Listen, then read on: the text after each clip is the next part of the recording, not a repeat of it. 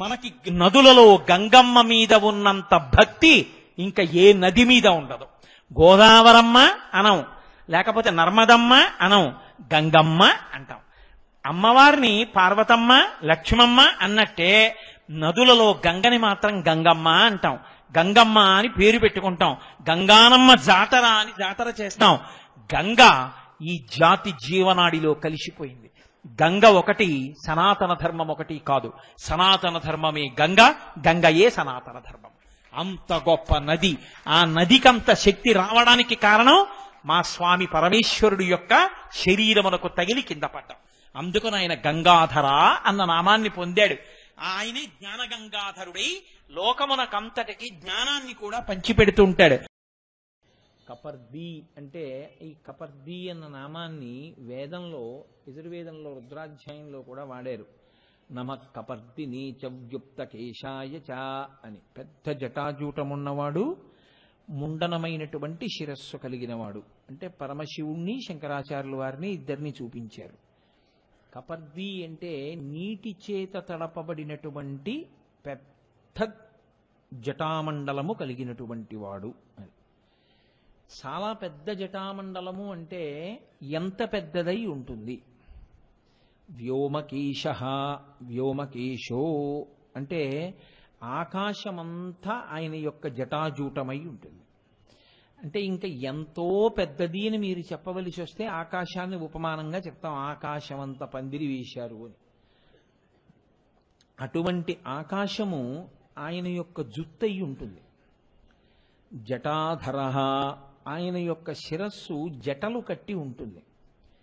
అందుకని ఆయనకి అరుణ జటేశ్వరుడు అని ఒక పేరు. నీటి యొక్క స్పర్శ చేత ఆ జుత్తు ఎర్రపడిపోయి జటలు కట్టింది. ఆ జటలు కట్టి ఉంటే వికారంగా ఉంటుందా అంటే వికారంగా ఏముండదు. ఆయనకి మహాందంగా ఉంటుంది. ఆ జట కట్టి ఉండడం అనేటటువంటిది తపస్సుకి గుర్తు. శంకరుడు నిరంతరము తనలో తాను రమిస్తూ ఆత్మగా ఆనందమును అనుభవిస్తూ నిరంతరము జ్ఞానిగా నిలబడేటటువంటి స్వరూపము కలిగినటువంటి వాడు కనుక, తాను తక్క వేరొకటి లేనివాడు కనుక ఆయన తపస్సమాధి యందు ఉన్నట్టుగా ఉంటాడు. కానీ నిజానికి ఆయన తపించడానికి ఎవరి గురించి తపించాలి? ఆయన తపస్సు చేయడానికి ఎవరి కోసం తపస్సు చేస్తారు? కాబట్టి అది తపస్సు కాదు, అది తపోరూపమైనటువంటి ఆనందనిష్ట. తనలో తాను రమిస్తూ కూర్చుని ఉంటాడు ఆయన. అలా కూర్చుని ఉన్నటువంటి కారణం చేత తపోస్వరూపంగా ఆయన జుత్తంతా కూడా జటలు కట్టి ఉంటుంది. అందుకని ఆయనకి జటాధారి అని ఒక పేరు. అటువంటి పరమేశ్వరుడు కపర్ది, వ్యోమకేశ, జటాధారి, ఆయనే గంగాధర. ఆయన గంగని ధరించాడు శిరస్సునందు. ఇప్పుడు మీరు ఒక్కసారి కొంచెం జాగ్రత్తగా ఆలోచించండి. కపర్ది అంటే చాలా పెద్ద జటామండలం ఉండి అది నీటి చేత తడిసినవాడు అని నేను అన్నాను అనుకోండి. ఆ నామంలో ఏమైనా కొత్తతనం కానీ దానికి ఏమైనా గొప్పతనం కానీ ఉన్నాయా? పెద్ద జుత్తుంది, నీటి చేత తడిసి ఉంది. ఈ రెండు అంటే ఆకాశమంత జుత్తు ఉండడేమో కానీ నీటి చేత తలపబడినటువంటి పెద్ద జుత్తు, జటలు కట్టినటువంటి జుత్తు ఉండడం లోకంలో పెద్ద ఆశ్చర్యకరమైన విషయమేం కాదు. నీటి చేత శౌచము కలుగుతుంది. నీటితో తడిసినటువంటి జుట్టు చాలా మందికి ఉంటుంది. అటువంటి జుత్తు ఏముందండి, తలస్నానం చేస్తే జుత్తు తడవదు. కాబట్టి అది కాదు అక్కడ. కపర్ది అన్న నామానికి ఉండేటటువంటి లక్షణం ఏమిటంటే ఆయన నీటికి పవిత్రతని కల్పించగలిగిన వాడు. ఏ నీటి చేత ఆయన జటాజూటము తడిసిందో ఆ నీటికి పవిత్రత వచ్చింది. అయితే ఇప్పుడు ఆ నామము యొక్క వైశిష్ట్యమును మీరు పరిశీలించండి. లోకంలో శౌచము అంటే మన శరీరమునకు పట్టినటువంటి అశౌచము, అపవిత్రతని తీసేయగలిగినటువంటిది నీరు ఒక్కటే. అగ్నికి అలా పవిత్రత చేకూర్చగలిగిన లక్షణమున్న అగ్ని చేత సంపర్కమును పొందలేం మనం. అగ్ని చేత సంపర్కాన్ని పొందితే శరీరము దగ్ధమైపోతుంది. కాబట్టి అది ఒక్క అంత్యేష్టి సంస్కారమునందు మాత్రమే. అన్యథా ఇంకోలా జరిగిన అది ప్రమాదమే అవుతుంది. తప్ప కావాలని ఎవరు అగ్నిశుద్ధి పొందడం అనేటటువంటిది సాధారణంగా లోకంలో సామాన్యులు పొందేటటువంటి స్థితి కాదు. కానీ మీరు చూడండి, నిద్రపోయి మీరు లేచారు. నిద్రపోయి లేస్తే శరీరంలో ఉండేటటువంటి రంధ్రముల అన్నింటి నుంచి కూడా మలం బయటికి వెళ్ళే ప్రయత్నం చేస్తుంది. దానివల్ల ఏమవుతుందంటే శరీర రంధ్రముల నుండి మలము బయటికి వెళ్ళే ప్రయత్నం చేసి బయటికి పొటమరిస్తే అశౌచం కలుగుతుంది శరీరానికి. ఆ అశౌచమున్న శరీరంతో అత్యంత శౌచప్రధానమైన ప్రదేశంలోకి మీరు వెళ్ళకూడదు. దేవాలయం శౌచప్రధానమైనటువంటి ప్రదేశం. అటువంటి ప్రదేశంలోకి నిద్ర లేచి ఆ బట్టలతో వెళ్ళకూడదు. కాబట్టి ఇప్పుడు మీకు శౌచం కలగాలి. మళ్ళీ కళ్ళు పుసిని విడిచిపెడతాయి, అంటే కొంచెం ఆ మలినమంతా కంటి మొదట్లోకి వస్తుంది. అలాగే ముక్కుల్లోకి మలినం చేరుతుంది. వీటన్నిటికీ శుద్ధి ఎలా కలుగుతుంది శరీరానికి? స్నానము చేత. స్నానము దేనితో చేస్తారు? నీటితో చేస్తారు. అది నూతులో నీళ్ళ, పంపులో నీళ్ళ, ఏట్లో నీళ్ళ, నదిలో నీళ్ళ, లేకపోతే చెరువులో నీళ్ళ కాసేపు పక్కన పెట్టండి. మీరు ఏ నీటితో చేశారు అన్నది కాదు, నీటితో స్నానము శరీరమునకు శౌచం ఇస్తుంది. ఇప్పుడు శరీర శౌచం వచ్చి మీరు పూజకు కూర్చున్నారు. తాపోపశాంతి అని ఒక మాట ఉంది. అంటే మనసు ఎంతసేపు ఏం చేస్తుందో తెలుసా అండి? రెండు రకములైన వాటినే పట్టుకుంటున్నది. అది ఉద్వేగమును పొందకుండా సాఫీగా ఉండిపోయేటటువంటి విషయముల యందు అనురక్త కాదు. ఒకటి తాను కుంగిపోవడం, లేకపోతే తాను పొంగిపోవడం. ఈ రెండిటిలో ఏదో ఒక దాన్ని అది ఇష్టపడుతుంది. ఒకటి పొంగు, తను పొంగడానికి వీలైన వాటిని జ్ఞాపకం తెచ్చుకుని పొంగుతుంది. లేకపోతే తను కుంగిపోయి తను కోప్పడి ఉద్రేకపడిపోయేటటువంటి వాటిని తలుచుకుని కుంగిపోతుంది. ఇప్పుడు ఈ పొంగు కుంగు వల్ల ఏమవుతుందంటే అది కదిలిపోతూ ఉంటుంది, అది నిలబడదు. అది కదలకుండా ఉంటే ప్రశాంతంగా ఉంటాం, అది కదిలిపోతే ఉద్వేగములు కలుగుతూ ఉంటాయి. ఇప్పుడు కదిలే మనసు నిలబడేటట్టు చెయ్యాలి. నిలబడేటట్టు చెయ్యాలి అంటే లోపల తాపశాంతి జరగాలి అంటే మళ్ళీ నీళ్లే పుచ్చుకోవాలి.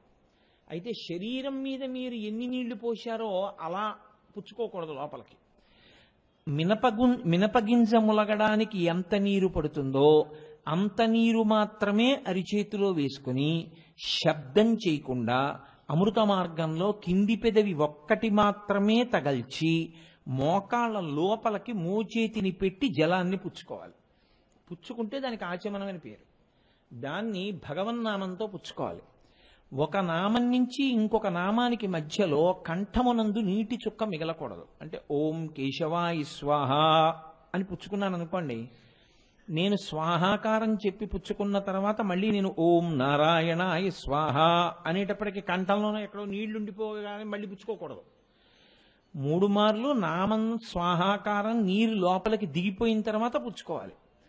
అలా పుచ్చుకుంటే ఏమవుతుందంటే స్థూల సూక్ష్మ కారణ శరీరముల యందుండేటటువంటి తాపము ఉపశాంతి చెందుతుంది. అప్పుడు మనసు నిలబడగలిగినటువంటి ప్రజ్ఞని పొందడం మొదలు పెడుతుంది. కొంచెం నిలబడుతుంది అలా కదలకుండా. ఇప్పుడు దీని మీద ప్రాణాయామం చేశారనుకోండి, ఓం భూః ఓం భువః ఓం శువః ఓం మహః ఓం జనః అంటూ ఆ కుడి ముక్కులోంచి పీల్చి ఎడం ముక్కులోంచి విడిచిపెట్టడం, ఎడం ముక్కులోంచి పీల్చి కుడి ముక్కులోంచి విడిచిపెట్టడం, ఈ ప్రాణాయామ ప్రక్రియ తెలిసి చేస్తే మనసు నిలబడుతుంది. నిలబడిన మనసుతో మీరు ఈశ్వరుణ్ణి ఆరాధన చెయ్యాలి. అంతేకాని మనసు అటు ఇటు ఇటు ఇటు కదిలిపోతుంటే మీరు పూజ ఏం చేస్తారు? అందుకని ముందు మనస్సుని నిలబెట్టేటటువంటి ప్రక్రియలో లోపల ఉపశాంతికి నీరే సాధనం, బయట ఉపశాంతికి నీరే సాధనం. ఒకవేళ మీకు స్నానం చేసేటటువంటి అవకాశం ఎందువలనో కలగలేదు, లోపలికి ఆచమనం చేయడానికి మీరు పై వస్త్రంతో ఉన్నారు, ఇప్పుడు ఏం చేస్తారు? ఒకే ఒక్క మార్గం ఏమిటంటే నీళ్లు తీసి పవిత్రో వా సర్వావస్థ అంగతోపివా యస్మరేత్ పుండరీకాక్షం సబాహ్యాభ్యంతర శుచి.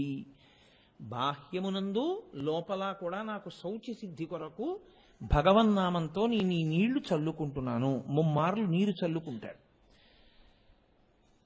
శౌచము నీటి వలన కలుగుతోంది. లోపల తాపోపశాంతి నీటి వల్లే. పైన శరీరమునకు శౌచ సిద్ధి నీటి వల్లే కాదు.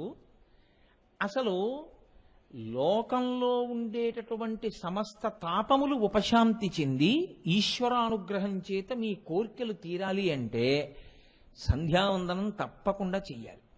ఇప్పుడు సంధ్యావందనంలో ప్రథమ నియమం ఏమిటి? అర్ఘ్యప్రదానం. అర్ఘ్యం ఇవ్వాలి. అర్ఘ్యం దేంతో ఇస్తారు? నీటితోటే ఇవ్వాలి. కాబట్టి ఇప్పుడు సంధ్యావందనం అనేటటువంటిది ఏ రోజుని మారడానికి వీల్లేదు. అది ఇంకా ఎంత కఠినమైన నియమం అంటే సంధ్యావందనం అన్నది కొడుకుట్టాలని ఎందుకు ఏడుస్తారో తెలుసా అండి? కూతురైతే వచ్చిన నష్టమేం లేదు. కూతురు కడుపున పుట్టిన కొడుకు కూడా దౌహిత్రుడు ఔరసపుత్రుడితో సమానం శాస్త్రంలో. కొడుకు పుట్టాలని ఎందుకు ఏడుస్తారంటే ఒకవేళ ఈయన మంచం మించి లేచి స్నానం చేసి సంధ్యావందనం చేసుకోవడానికి వీలు లేనంతగా స్పృహ తప్పి మంచం మీద పడి బ్రతికి ఉంటే, ఇప్పుడు వేళకి సంధ్యావందనం చెయ్యని పాపం ఆయన ఖాతాలో పడకుండా ఉండాలంటే అలా చెయ్యగలిగిన వాడు ఒక్కడే. కొడుకు తండ్రి పేరు మీద సంధ్యావందనం చేసి తర్వాత తన పేరు మీద సంధ్యావందనం చేసుకోవాలి, ఆయన ఒంట్లో బావులేక మంచం మీద పడుకుంటే. కాబట్టి కొడుకుంటాలని ఎందుకు కోరుకుంటారంటే సంధ్యావందనం అనేటటువంటిది ఆఖరి ఊపిరి ఉన్నంత వరకు కూడా వేళపట్టున చేసి తీరవలసినటువంటి ప్రధాన కర్మ. అది ఇంకా అనుల్లంఘనీయము. దాన్ని విడిచిపెట్టడం అన్న మాట లోకంలో లేదు. ఒకవేళ అథవా ఏదో చాలా కారణాంతరాల చేత సంధ్యావందనం చేయలేపాడు, సాయంకాలం 4 గంటలకు బయలుదేరాలి. 4 గంటలకి బయలుదేరకపోతే తను బయలుదేరినా ఒకటే, బయలుదేరకపోయినా ఒకటే. కాబట్టి ఇప్పుడు 4 గంటలకు బయలుదేరాడు. ఎక్కడ ఆగి సంధ్యావందనం చేయడానికి వీలు లేనటువంటి స్థితి. ఇప్పుడేం చెయ్యాలి? సంధ్యావందనం చేసేవాడిని ఒకడిని పట్టుకుని వాడి ఇంటికి వెళ్ళి, అయా మీరు సంధ్యావందనం చేసి అర్ఘ్యం ఇచ్చినటువంటి జలాలలో కొన్ని తీసి పక్కనుంచండి, నేను రాత్రి ఇంటికి వచ్చిన తర్వాత మీ ఇంటికి వచ్చి తీర్థం పుచ్చుకుంటానని తీర్థం పుచ్చుకుని ఇంటికి వెళ్ళి అప్పుడు తాను ఇతర కర్మ చెయ్యాలి. సంధ్యావందనం అన్నది అంతగా చేయవలసిన కర్మ. ఇప్పుడు అసలు ఆ సంధ్యావందనం చేశాడు అన్న తృప్తికి అది చెయ్యడానికి ఏది ఆధారం? నీళ్లే. కాబట్టి పుట్టుక నుంచి మరణించే వరకు నీరు లేకుండా శౌచము కలిగేటటువంటి అవకాశమే లేదు. నీరే శౌచమును తీసుకొస్తుంది.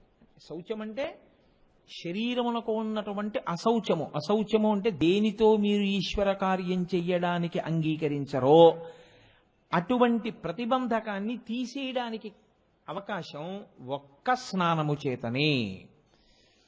నేను ఇంకా దాని గురించి పెద్ద విశేషమైన వివరణ చెయ్యక్కర్లేదు. ఎటువంటి అపవిత్రత అయినా ఆ స్నానంతోటే తొలగిపోతుంది. ఇప్పుడు దీన్ని బట్టి మీకు ఏమర్థం అవుతోంది? నీరొక్కటే లోకంలో శౌచ సిద్ధిని కల్పించగలదు. నీరు వినా ప్రతిరోజు శౌచ సిద్ధికి విభూతి స్నానం చెయ్యం. ఏదో చాలా ఆత్యయిక పరిస్థితి అయితే, జ్వరంగా ఉంది, లేవగలడు, కూర్చోగలడు, అర్ఘ్యం ఇవ్వగలడు, కానీ స్నానం చేయకూడదు. అప్పుడు విభూతి స్నానం చేసి సంధ్యావందనం చేయాలి. రోజు విభూతి జల్లుకుని వెళ్ళిపోతానండి అంటే కుదరదు. రోజు శౌచానికి నీళ్లే. కాబట్టి నీటి కన్నా మీకు శౌచమును ఇవ్వగలిగినటువంటి పదార్థం ప్రపంచంలో ఇంకొకటి లేదు. ఇప్పుడు ఇంత శౌచమును ఇవ్వగలిగినటువంటి నీటి చేత తడిసినటువంటి శివుని యొక్క జటాజూటము గొప్పదై ఉంటే నీటి తడి వలన గొప్పదయిందా? నీటికి అంత శౌచం, అంత గొప్పతనం శివుడి తల మీద పడడం వల్ల వచ్చిందా? అంటే ఆయన తల నీటి చేత తడిసింది కాబట్టి ఆయనకి శౌచం రాలేదు. నాకైతే అలా వస్తుంది శౌచం. నేను తలస్నానం చేస్తే నాకు శౌచం వస్తుంది. ఆయన అలా తలస్నానం చేస్తే ఆయనకి శౌచం రాలేదు. ఆయన నీళ్లు పోసుకోవడం వల్ల నీటికి శౌచం వచ్చింది. ఎంత శౌచం వచ్చిందో తెలుసా అండి? మామూలుగా స్నానం మీకు శౌచమునిస్తుంది. ఆయన ఒంటి మీద పడినటువంటి నీరు ఇలా చల్లుకుంటే పాపము విరిగిపోతుంది. అది గంగ. అందుకని ఆయన గంగాధరుడయ్యాడు. ఇప్పుడు బాగా పట్టుకోండి నేను చెప్పే విషయాన్ని. ఇప్పుడు మీరు ఒక మహత్కార్యాన్ని ఒకదాన్ని సంకల్పం చేశారు. అంటే మహత్కార్యం అంటే కొత్తగా ఉద్యోగంలో జాయిన్ అవడం ఇవి కాదు, అవన్నీ కుక్షింభరత్వం. మహత్కార్యం మనుష్య జన్మలో ఈశ్వరుణ్ణి చేరుకునేటటువంటి ప్రయత్నమే. ఈశ్వరుణ్ణి చేరుకునే ప్రయత్నంలో అంతర్భాగం ఏమిటి? చాలా మహత్కార్యం ఏమిటి? ఒక తీర్థయాత్ర. మీరు ఒక తీర్థయాత్రకు బయలుదేరుతున్నారు. ఒక మోక్షపురి ప్రవేశానికి సంకల్పం చేశారు. కాంచీపురం వెడదాం సంకల్పం చేశారు. కాంచీపురం మోక్షపురి, అరుణాచలం మహోత్కృష్ట ప్రదేశం, గోకర్ణం మహాద్భుత ప్రదేశం. అందులోకి రావాలి అంటే ఈశ్వర శాసనం లేకుండా లోపలికి రాలేరు మీరు. ఆయన అనుగ్రహిస్తేనే లోపలికి వెడతారు. ఇప్పుడు మీకు పాపం ఉందనుకోండి, చాలా పెద్ద పాపం, ఈశ్వరుడు లోపలికి రానివ్వడు. ఆ పాపం ఏం చేస్తుందంటే ప్రతిబంధకంగా అడ్డొస్తుంది. అడ్డొచ్చి ఏదో కారణం చెప్పించి వెనక్కి వెళ్ళిపోయేటట్టు చేస్తుంది. ఏదో ఫోన్ వస్తుంది, ఆయన ఇంక వెళ్ళకూడదు యాత్రకి, ఆయన వెనక్కి వెళ్ళిపోతాడు. అంటే పాపము ప్రతిబంధకంగా వచ్చేసింది. ఇలా రాకుండా ఈశ్వరుడికి దగ్గరవ్వాలి అంటే తీర్థయాత్రకి వెళ్లే ముందు ఏది చూసి నమస్కరిస్తారో తెలుసా అండి? కపర్ది కపర్ది కపర్ది అని 3 మార్లు చెప్పి ఈశ్వరుడి యొక్క జటాజూటం వంక చూస్తారు. అందుకే ఆయన పెద్ద కిరీటం పెట్టుకోడు. అసలు ఆ జటాజూటమే అంత పవిత్రం.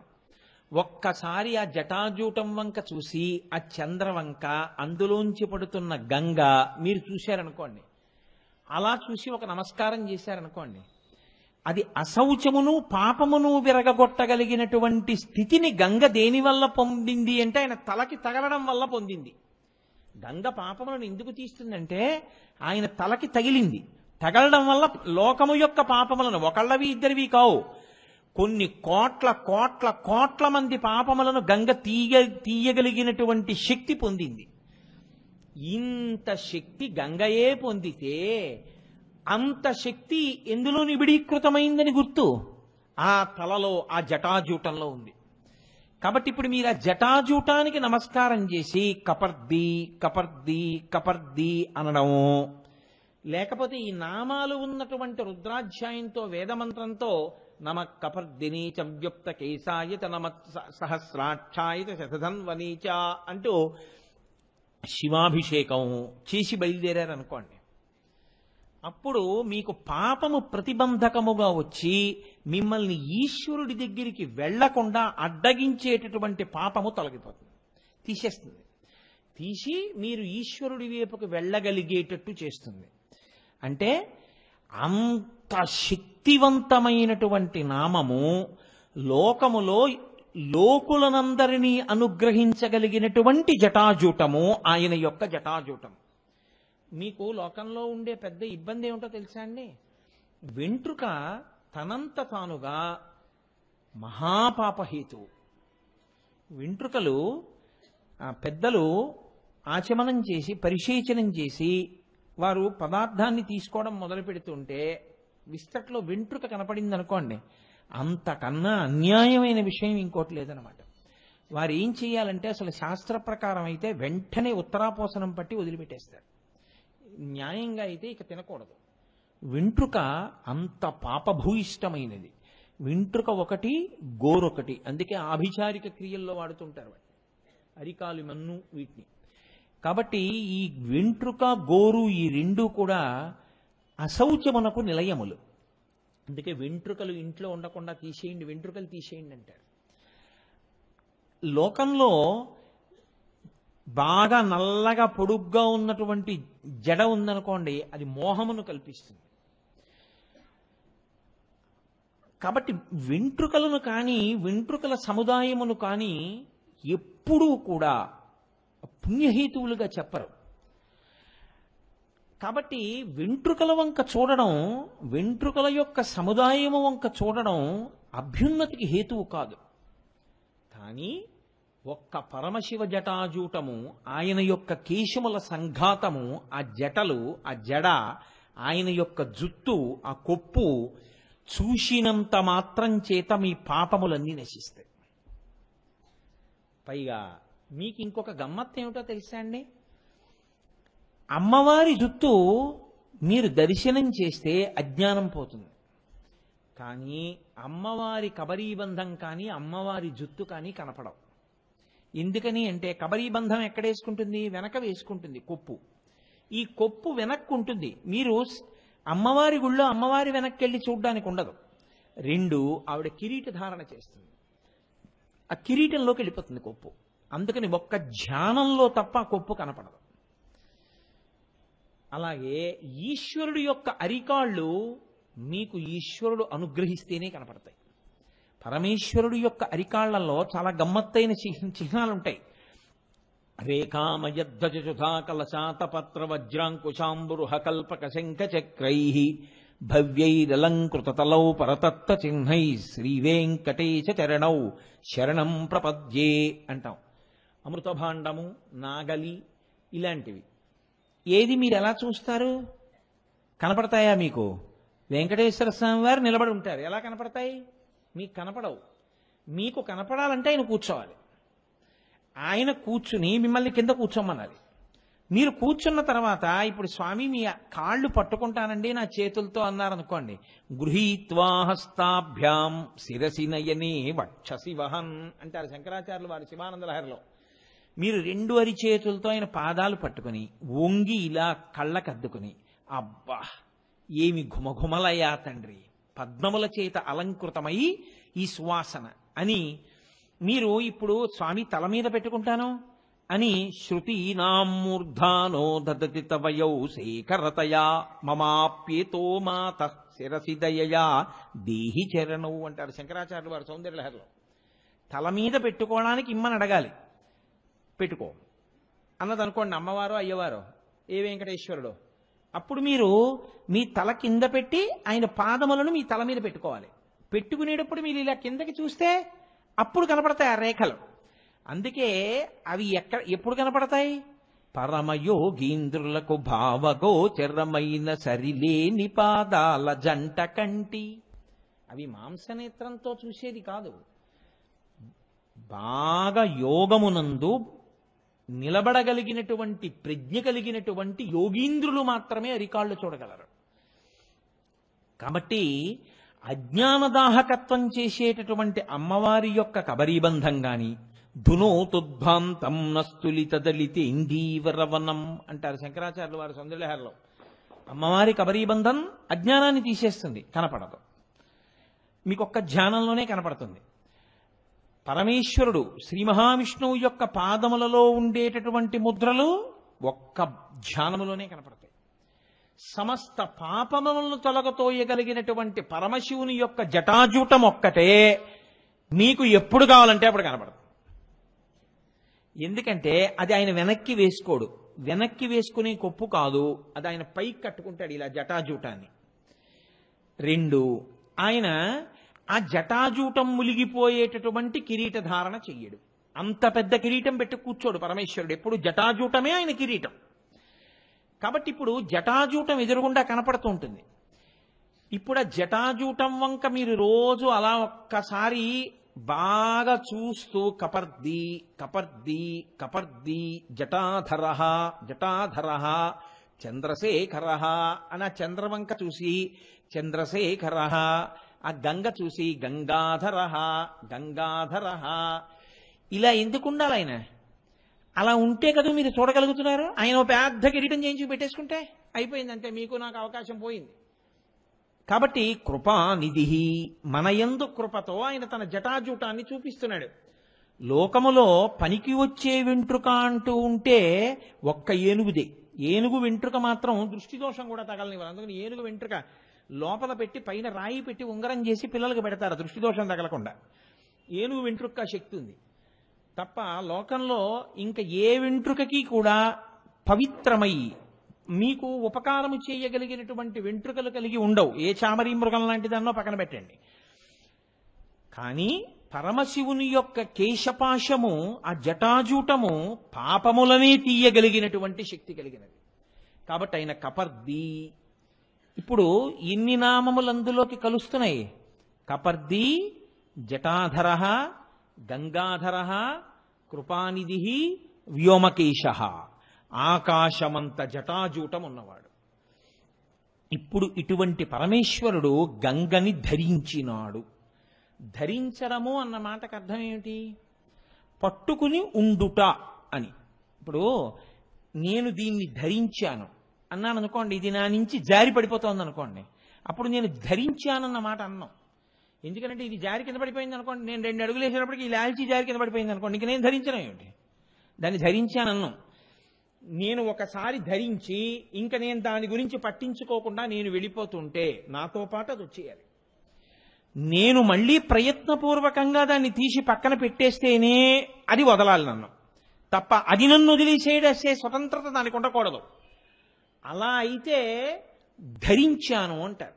దాన్ని ధరించాడండి ఆయన. బట్టలు ధరించాడు, పుష్పమాల ధరించాడు. ఆయన గంగను ధరించాడు, గంగాధరుడు. ఎలా కుదురుతుంది? ఎక్కడ ధరించాడు? వెంట్రుకలలో ధరించాడు. మీరు బాగా గమనించండి, వెంట్రుకలలో నీరు పట్టుట దుస్సాధ్యము, ఎవ్వరూ పట్టలేరు. అథవా నేను పట్టుకుంటానండి, నాకు చాలా పెద్ద జుట్టు ఉంది, దాన్ని ఏదో చుట్టూ పెద్ద అట్టహాసంగా కట్టేస్తాను, చిన్న కన్నం పెడతాను. ఎన్ని పడతావు? ఓ చెంబుడు పడతావు. ఆయన దేన్ని పట్టాడు? ఆకాశ గంగనంతటి పట్టేశాడు. ఎన్నాళ్ళు పట్టాడు? కొన్ని సంవత్సరములు పట్టేశాడు. అలాగే ఇది సాధ్యమా ఎవరికైనా? పైగా ఇప్పుడు ఆ పడిపోతున్న గంగ ఏమైంది? కదలిక లేకుండా అలా ఉండిపోలేదు. గంగ అంటే నీటికి ఒక లక్షణం ఉంటుంది, ఎప్పుడు పల్లాన్ని వెతుక్కుంటుంది, బయటికి వెళ్ళిపోయే మార్గాన్ని వెతుక్కుంటుంది. ఎందుకని ఆవిడ పడ్డం ఆకాశం మించి పడింది, పడింది శివుడి జటాజూటంలో పడింది, అక్కడి నుంచి కింద పడిపోవాలి, పాతాళానికి వెళ్ళిపోవాలి ఆవిడ. కానీ ఇబ్బంది ఎక్కడొచ్చిందో తెలుసా అండి? కొన్ని సంవత్సరముల పాటు అలా ప్రవహిస్తూనే ఉంది ఆవిడ. ఎక్కడ? ఆ జటాజూటంలోనే. ఇంత నీరంటే అది ఎంత నీరు అలా పడింది అని మీరు అనుకుంటున్నారో అంత అనుకోవడమే, దానికి లెక్కేం లేదు. ఇప్పుడు నీరు పడుతోంది, జటాజూటము అలాగే ఉంది. ఎన్ని సంవత్సరములు పడినా దానికి బయటికి వెళ్ళడానికి దారి లేదు. అలా గంగని పట్టగలిగినంత జటాజూటమున్నవాడు లోకంలో ఇంకొకడు లేడు అసలు. ఇప్పుడు ఆయన జటాజూటానికి అంత శక్తి ఉంటే ఆయన శక్తి ఎలా ఉంటుంది? ఇప్పుడు ఆయన శరీరావయముల అంగ ప్రత్యంగముల యొక్క శక్తి ఎలా ఉంటుంది? ఆయన ఎలా ఉంటాడు? అటువంటి వాడు నీళ్లు పట్టడానికి ఒప్పుకోవలసిన అవసరం ఏంటి జటలో? అది గంగాధర అంటే తాను పట్టగలడు, అట్టె పెట్టగలడు, తాను వదలాలనుకుంటేనే వదలగలడు. ఇప్పుడు పట్టడం వల్ల వదలడం వల్ల ప్రయోజనం ఎవరికి కలిగింది? పట్టడం వల్ల వదలడం వల్ల అహంకారం ఎవరికి వదిలింది? మీరు ఒక్కసారి ఆలోచించండి. గంగాధర నామం ప్రారంభం దేంతో మొదలంటే, ఒక వంశంలో పుట్టి చాలా దుడుకుతనంతో ప్రవర్తించి చనిపోయిన వాళ్ళు ఉన్నతగతులు పొందడం కోసమని చెప్పి అవతరించడానికి ప్రారంభమైనటువంటి గంగా అవతరణ కథ ఎవరి దగ్గర పూర్తయిందంటే, మొత్తం లోకంలో పుట్టినటువంటి సమస్త జనావళికి ఉపకారం చేయడం దగ్గర పూర్తయింది. అంటే ఇంకా ఇంత స్థాయిలో ఉపకారం చెయ్యగలిగినటువంటి వాడు ఇంకొకడు ఉంటాడా? ఈశ్వరుడు తప్ప. ఇది ఆయన గొప్పతనం. ఇప్పుడు మీరు ఆ కోణంలో అవతరించే ప్రయత్నం చేయండి. ఇంకింతకన్నా నేను ఎక్కువ సమయం తీసుకోవడం కుదరదు. ఒకానొకప్పుడు ఇక్ష్వాకు వంశంలో సగర చక్రవర్తి, ఆయన పేరు సగరుడు. ఎందుకంటే ఆయన పుట్టుకే విషంతో పుట్టారు. ఆయన అలా అనుగ్రహించారు. ఒక సవతి తల్లి ఆ పిల్లవాడు అమ్మ కడుపులో ఉండగా విషం పెట్టింది అతన్ని చంపియాలని. కానీ ఆ తల్లి వెళ్ళి ప్రార్థన చేస్తే, నీకేం భయం లేదులే అమ్మా, నీ కొడుకు విషంతో పుట్టేస్తాడు, వాడు నేను చేయది విషమని వరం ఇచ్చారు ఋషులు. ఆయన అలా విషంతో పుట్టాడు కాబట్టి ఆయనకి సగరుడు అని పేరు. ఇప్పుడు ఆ సగర చక్రవర్తికి 2 భార్యలు. ఇక్ష్వాకు వంశంలో మీరు కొంచెం జాగ్రత్తగా గమనిస్తే ఓ గమ్మత్తు. ఇక్ష్వాకు వంశంలో ఎప్పుడూ పిల్లల కోసం తాపత్రయపడుతూ ఉండడం ఒకటి ఉంటుంది. అంత తేలిగ్గా వంశం నిలబడిపోవడం, పిల్లలు పుడుతూ ఉండడం జరుగుతూ ఉండదు. అక్కడక్కడ కొంచెం ఇబ్బంది పడుతూ ఉంటారు. రఘు మహారాజు గారు నందినీ ధేనువుని సేవించాడుగా, దశరథ మహారాజు గారు పుత్రకామేష్టి చేశాడుగా. కాబట్టి ఇప్పుడు ఆ ఇక్ష్వాకు వంశంలో పుట్టినటువంటి సగర చక్రవర్తికి 2 భార్యలు. పెద్ద భార్య పేరు కేశిని, చాలా సుగుణాల రాశి, అంత మంచిది. రెండవ భార్య పేరు సుమతి, ఆవిడ కూడా మంచిది. ఇద్దరు భార్యలు మంచివాళ్ళు, రాజ్యం ఉంది, అకంటకంగా పరిపాలన చేస్తున్నాడు, సమస్త ఐశ్వర్యం ఉంది. ఒక్కటే లోటు, ఇద్దరు భార్యలున్నారు కానీ ఒక్క నలుసు లేదు, బిడ్డలు లేరు. అంటే మీరు జాగ్రత్తగా పరిశీలనం చేస్తే సుఖపడడానికి సంతోషించడానికి ఎన్నున్నాయో ఇన్నిటినీ పక్కన పెట్టి అయ్యో ఇన్నున్నాయి కానీ అదొక్కట్లేదని దేని గురించి ఏడవడం వల్ల అది ఉంటే ఇవన్నీ లేకపోయినా పర్వాలేదని బాధపడవలసి ఉంటుందో అటువంటిది లేకుండా పోయింది. మీరు గమనించారో లేదో, ఇన్ని లేకపోయినా సుగుణాభిరాముడైన ఓ కొడుకున్నాడు అనుకోండి, మంచి కొడుకున్నాడనో తృప్తి ఉంటుంది చాలు. ఇంత మహానుభావుడు అటువంటి వాడు కొడుకుగా పుట్టాడు, అన్నీ ఉన్నాయి, కొడుకే లేడు, పిల్లలే లేరు. ఇది సగర చక్రవర్తి బాధ. అంటే ఇప్పుడు ఈ బాధ ఎందుకు వచ్చింది? ఏదో పాపం వల్ల వచ్చింది. పాపం ప్రతిబంధకంగా నిలబడకపోతే కష్టం ఎందుకు వస్తుంది? కాబట్టి ఇప్పుడు ఇది పోవాలంటే ఏం చేయాలి? ఈశ్వరుడు యొక్క అనుగ్రహాన్ని పొందాలి. ఈశ్వరానుగ్రహం పొందాలంటే ఏం చేయాలి? తపస్సు చేయాలి. తపస్సు చేయాలంటే ఏం చేయాలి? దానికి యోగ్యమైన ప్రదేశం మీద కూర్చోవాలి. యోగ్యమైన ప్రదేశం ఏది? హిమాలయ పర్వతం. అక్కడ అందరూ తాపసులు నివసిస్తూ ఉంటారు, పరమ భాగవతోత్తములు అందరూ తిరుగుతూ ఉంటారు. అంచేత ఆ ప్రదేశము పునీతమై ఉంటుంది. కాబట్టి ఆయన హిమాలయ పర్వతాల మీదకెళ్ళి కూర్చుని తపస్సు మొదలెట్టాడు. అది ఎక్కడ తపస్సు చేస్తున్నాడు? భృగు ప్రస్రవణము అనబడేటటువంటి ఒక ప్రదేశంలో తపస్సు చేస్తున్నాడు. అక్కడికి ఒక రోజున భృగు అని పిలవబడేటటువంటి పరమ ప్రఖ్యాతి వహించినటువంటి ఋషి వచ్చారు. వచ్చి ఆయన సగర చక్రవర్తి వంక చూసి అన్నారు, సంతానం లేదని కదా నువ్వు బాధపడుతున్నావు, నీవు సంతోషపడిపోయేటట్టుగా వంశకరుడై వంశమును నిలబెట్టగలిగినటువంటి ప్రజ్ఞ ఉన్న ఒక కొడుకు 60,000 మంది పిల్లలు ఒక భార్య యందు నీకు జన్మిస్తారు, తృప్తేనా అన్నాడు. పిల్లలే లేరని ఏడుస్తున్న వాడికి ఒక భార్యకి 60,000 మంది. ఋషి అనుగ్రహిస్తే ఏముందండి, ఆయన దైవశక్తి అటువంటిది. ఒక భార్యకి వంశకరుడైన కొడుకు. వంశకరుడు అంటే ఏమిటి అర్థం? ఆయన తర్వాత కొడుకులు ఉంటారు, 60,000 మంది పిల్లలు ఉంటారు, వాళ్ళు వంశకరులన్న మాట ఋషి అనలేదు. అంటే దాని ఉద్దేశం ఏమిటి? వాళ్ళు ఇంకా పిల్లలు లేకుండానే వెళ్ళిపోతారు కదా. అలా వెళ్ళిపోవడానికి కారణం ఏమిటై ఉంటుంది? అత్యుత్సాహం. అత్యుత్సాహం అంటే ఏమిటో తెలుసా అండి? చేసేద్దాం తాపత్రయమే కానీ ఏది ఎలా చెయ్యాలో తెలియకుండా చేయడం, దానివల్ల ప్రమాదం వస్తుంది. ఆ ప్రమాదమే కొంప ముంచేస్తుంది. కాబట్టి ఇప్పుడు 60,000 మంది ఒక భార్యకి, వంశకరుడు ఒక భార్యకి అని ఆయన ఊరుకున్నాడు. ఇప్పుడు వీళ్ళిద్దరికి అనుమానం వచ్చింది, కేశినికి సుమతికి. ఎవరికి 60,000 మంది, ఎవరికి ఒకడు? కాబట్టి వాళ్ళన్నారు రాజు దగ్గరికి వెళ్ళి, మాలో ఎవరికి 60,000 మంది పుడతారు, ఎవరికి ఒకడు పుడతాడు అని అడిగారు. అయితే ఆయన అన్నాడు, ఈ మాట నన్ను అడిగితే నాకు తెలుసా, నేను ఆ వరం ఇచ్చిన వాడిని, తెలుసున్నవాడు ఆయన్ని అడుగుదాం. భృగు మహర్షిని అడిగారు. అడిగితే ఆయన అన్నాడు, నేను చెప్పడం ఎందుకు, మీలో ఎవరికి 60,000 మందో ఎవరికి వంశకరుడో, మీలో ఎవరికి 60,000 మంది కావాలి, ఎవరికి ఒక్కడు కావాలి అడగండి అన్నాడు. మునేస్తు వచనం శ్రుత్వా కేశినీ రఘునందన పుత్రం వంశకరం రామ జగ్రాహన్ నృపసన్నిధౌ. ఆ కేశిని అంది, నాకు ఒక్క కుమారుడు వంశకరుడు చాలు. మహర్షి అన్నారు, తథాస్తు, నీకు వంశకరుడైన కుమారుడు జన్మిస్తాడు. ఇప్పుడు సుమతి వంక చూసి ఈమె కూడా నాకు వద్దండి 60,000 మంది, నాకు ఒక్కడే కావాలందనుకోండి, అప్పుడు మళ్ళీ కథ జటిలం అవుతుంది. కానీ ఆవిడంది, మహర్షి వచనం శ్రుత్వా, ఆయన చెప్పినటువంటి మాటను విని, సుపర్ణ భగినీ తథా షష్ఠిం పుత్ర సహస్రాణి సుపర్ణ భగినీ తథా మహోత్సాహన్ కీర్తిమతో జగ్రాహన్ సుమతి సుతాన్. 60,000 మంది పిల్లలు, మహోత్సాహం, అత్యుత్సాహం ఉన్నవాళ్ళు, మంచి కీర్తి, లోకంలో శాశ్వతంగా వాళ్ళ పేరు జ్ఞాపకం ఉండిపోయేటట్టుగా చెయ్యగలిగినటువంటి వాళ్ళు నాకు కావాలి. ఆయన అన్నాడు, తథాస్తు, గొడవ లేదుగా, నేను ఎలా అన్నానో అలాగే అడిగారు మీరిద్దరు, ఇంక ఇబ్బంది ఏముంది, అలా పొందుతారు, వెళ్ళండి అన్నాడు. రాజు సంతోషంగా ఇద్దరు భార్యల్ని తీసుకుని ఇంటికి వచ్చేసాడు. పెద్ద భార్య సుమతికి ఒక కుమారుడు పుట్టాడు, కేశినికి. పెద్ద భార్య కేశినికి ఒక కుమారుడు పుట్టాడు. ఆయనకి అసమంజసుడు అని నామకరణం చేశాడు. ఈ రెండవ భార్యకి ఒక పెద్ద సొరకాయ లాంటిది ఒకటి జన్మించింది.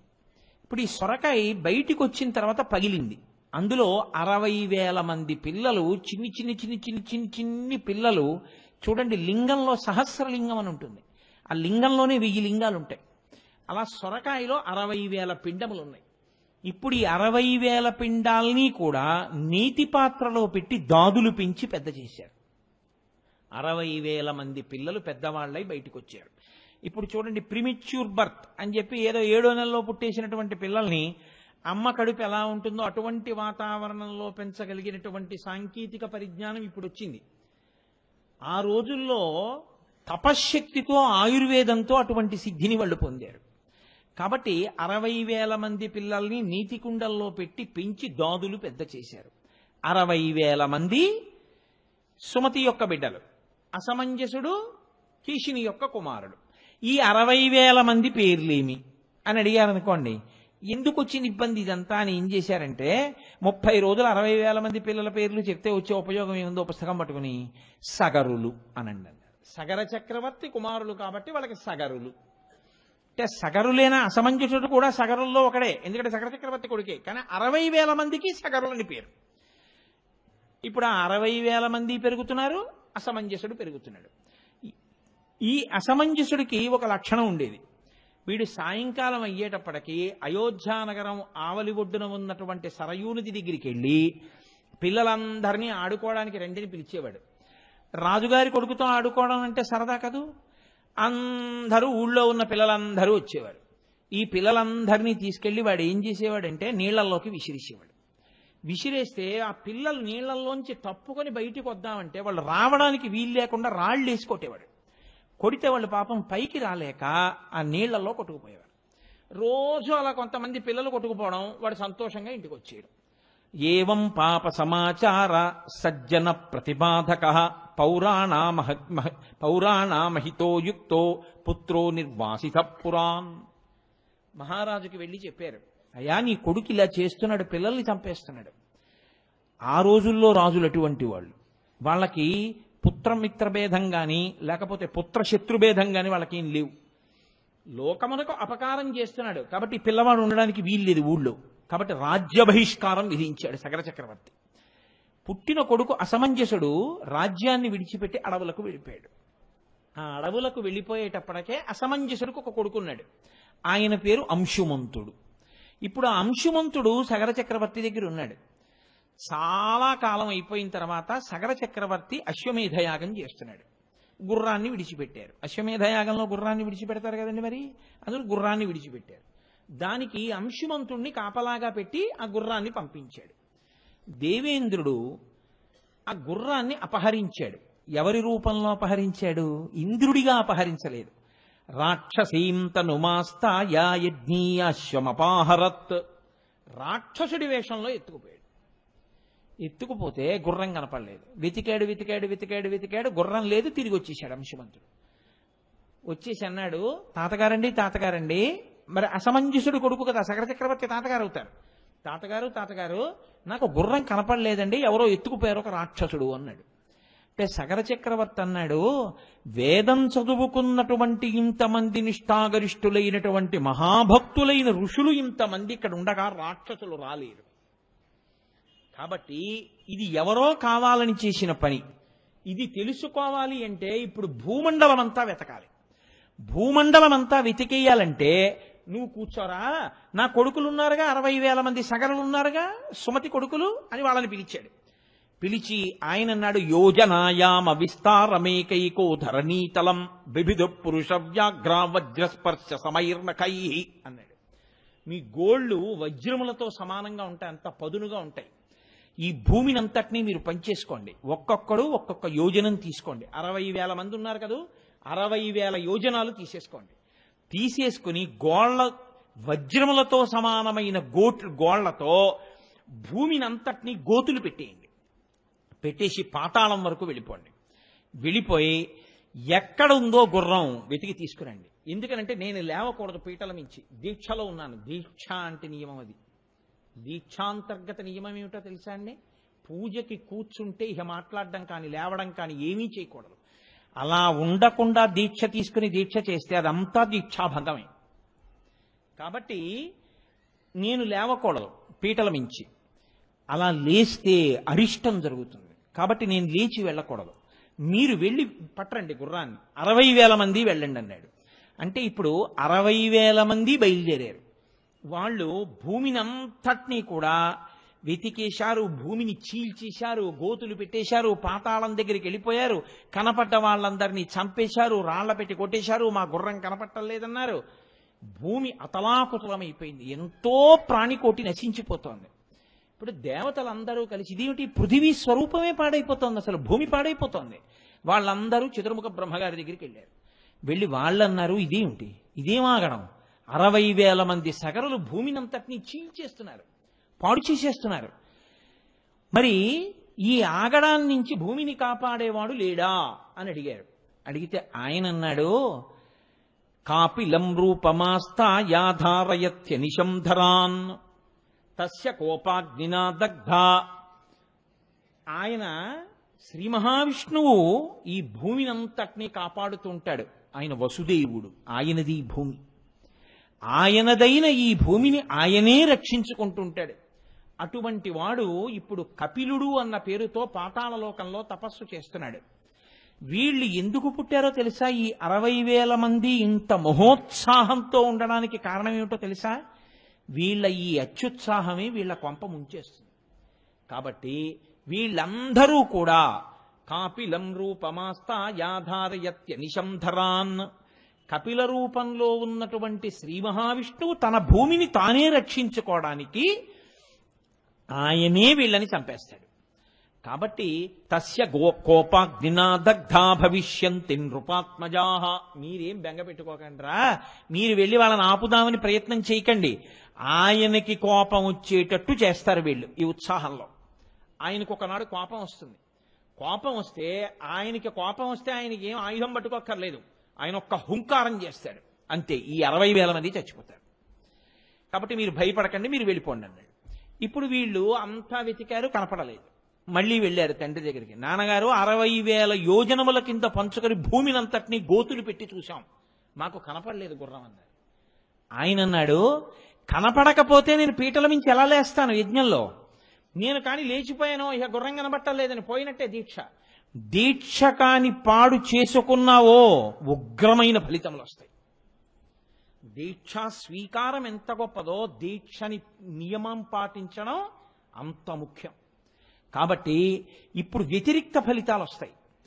కాబట్టి నేను లేవకూడదు. మీరేం చేస్తారంటే పెట్టిన గోతుల్లోంచి పాతాళం వరకు వెళ్ళిపోండి.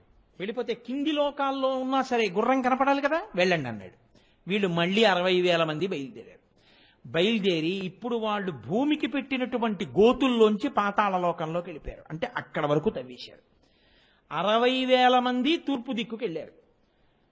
దిశా గజం విరూపాక్షం ధారయంతం మహీతలం. అక్కడ ఒక పెద్ద ఏనుగు ఒకటి నిలబడింది తూర్పు దిక్కున. దాని కుంభస్థలం మీద భూమి ఆని ఉంది. ఆ ఏనుగుకి విరూపాక్షము అని పేరు. దిగ్గజములు అంటామేం మనం, భూమిని అన్ని దిక్కుల్లోనూ మోస్తూ ఉంటాయి. వాళ్ళ ఏనుగు దగ్గరికి వెళ్ళి ప్రదక్షిణం చేసి నమస్కారం చేశారు. దానికి అప్పుడప్పుడు కుంభస్థలం నిప్పెడుతుంది. మోసి మోసి మోసి మోసి మోసి నిప్పెట్టి ఒక్కసారి ఇలా ఎత్తి సర్దుకోవడానికి ఓసారి తల ఇలా కదుపుతుంది. తల ఇలా కదపగానే భూకంపాలు వస్తాయి. అంత గొప్ప ఏనుగది. కాబట్టి విరూపాక్షం, దిశాగజం విరూపాక్షం ధారయంతం మహీతలం, తూర్పు దిక్కున అటువంటి ఏనుగుని చూశారు. వాళ్ళకేమీ కనపడలేదు గుర్రం. అందుకని మళ్ళీ తూర్పు దిక్కు నుంచి దక్షిణ దిక్కుకు వచ్చారు. అంటే ప్రదక్షిణ పురస్సరంగా తిరుగుతున్నారు. దక్షిణ దిక్కుకు వచ్చారు. మహాపద్మం మహాత్మానం సుమహత్ పర్వతోపమం. పర్వతం ఎంత ఉంటుందో అంత పెద్ద ఏనుగు ఒకటి కనపడింది దక్షిణ దిక్కున. దానికి మహాపద్మము అని పేరు. అది మోస్తోంది భూమిని. దానికో ప్రదక్షిణం చేశారు, దానికో నమస్కారం చేశారు. దక్షిణ దిక్కును కూడా గుర్రం కనబడలేదు. మరి దక్షిణం నుంచి పశ్చిమానికి వచ్చారు. అక్కడ చూశారు. అక్కడికొస్తే సౌమనసం దిశా గజం సౌమనసం ధారయత్యనిశం ధరాం. సౌమనసము అనబడేటటువంటి ఒక ఏనుగు పశ్చిమ దిక్కును మోస్తోంది. దానికో ప్రదక్షిణం చేశారు. అక్కడ గుర్రం కనపడలేదు. మళ్ళీ అక్కడి నుంచి ఉత్తర దిక్కుకు వచ్చారు. భద్రం భద్రేణ వపుషా ధారయంతం మహీమిమాం. భద్రము అనబడేటటువంటి ఒక పెద్ద ఏనుగు ఉత్తర దిక్కుని మోస్తోంది. అక్కడ కూడా ఉత్తర దిక్కును కూడా కనపడలేదు. అంటే వాళ్ళు భూమినంతటినీ వెతికి భూమిలోంచి కిందకి దిగి పాతాళానికి వెళ్ళి పాతాళంలో తూర్పు దక్షిణ పశ్చిమ ఉత్తరములు చూసేశారు. ఇక మిగిలిందేమిటి? ఈశాన్యం ఒక్కటే ఉంది, తూర్పుకి ఉత్తరానికి మధ్యలో. ఆ ఈశాన్య దిక్కుకి వెళ్ళారు. వెళ్ళేటప్పటికి అక్కడ కపిల మహర్షి తపస్సు చేసుకుంటున్నారు. శ్రీ మహావిష్ణువే కపిల మహర్షిగా కూర్చుని తపస్సు చేస్తున్నారు. వీళ్ళు అక్కడికి వెళ్ళి వెతుకుతున్నారు. వెతుకుతూ ఉంటే వీళ్ళ యజ్ఞాశ్వం అక్కడ కట్టేశాడు ఇంద్రుడు పట్టుకెళ్ళి. అక్కడ కనపడింది ఆ గుర్రం. అన్న అత్యుత్సాహం కదండి, ఆలోచన తక్కువ ఉత్సాహం ఎక్కువ. ఇదిగో రామన గుర్రం అన్నారు. అమ్మమ్మమ్మ, ఎంతకాలం నుంచి వెతుకుతున్నానరా. నాన్నగారు అలా కూర్చుని ఉన్నారు పాపం దీక్షలో లేవకుండా. ఈ గుర్రాన్ని ఇక్కడికి తెచ్చి కట్టి ఎవడ కట్టేసి ఉంటాడు రా ఈ గుర్రాన్ని అన్నారు. తపస్సు చేసుకుంటున్నటువంటి కపిల మహర్షి కనబడ్డారు. గుర్రం ఇక్కడుంది, అదిగో ఆయన అక్కడ కూర్చున్నాడంటే ఆయనే పట్టుకొచ్చి ఉంటాడు, చంపేసేయండి రా ఆయన అన్నారు. ఆయన ఎవరో ఏమిటో తెచ్చాడో తేలేదో వినదగునెవ్వరు తెచ్చిన వినదగునెవ్వరు చెప్పిన వినినంతని వేగపడక వివరింపదగున్ కలికల్ల నిజము తెలిసిన మనుజుడెపో నీతిపరుడు మహిళో సుమతి. యుక్తాయుక్త విచక్షణ లేదు, ఒక పిచ్చి ఉత్సాహం అంతే. మహోత్సాహం కీర్తిమతో జగ్రాహ సుమతిశ్రుతాన్ అని కదా మరి ముందు.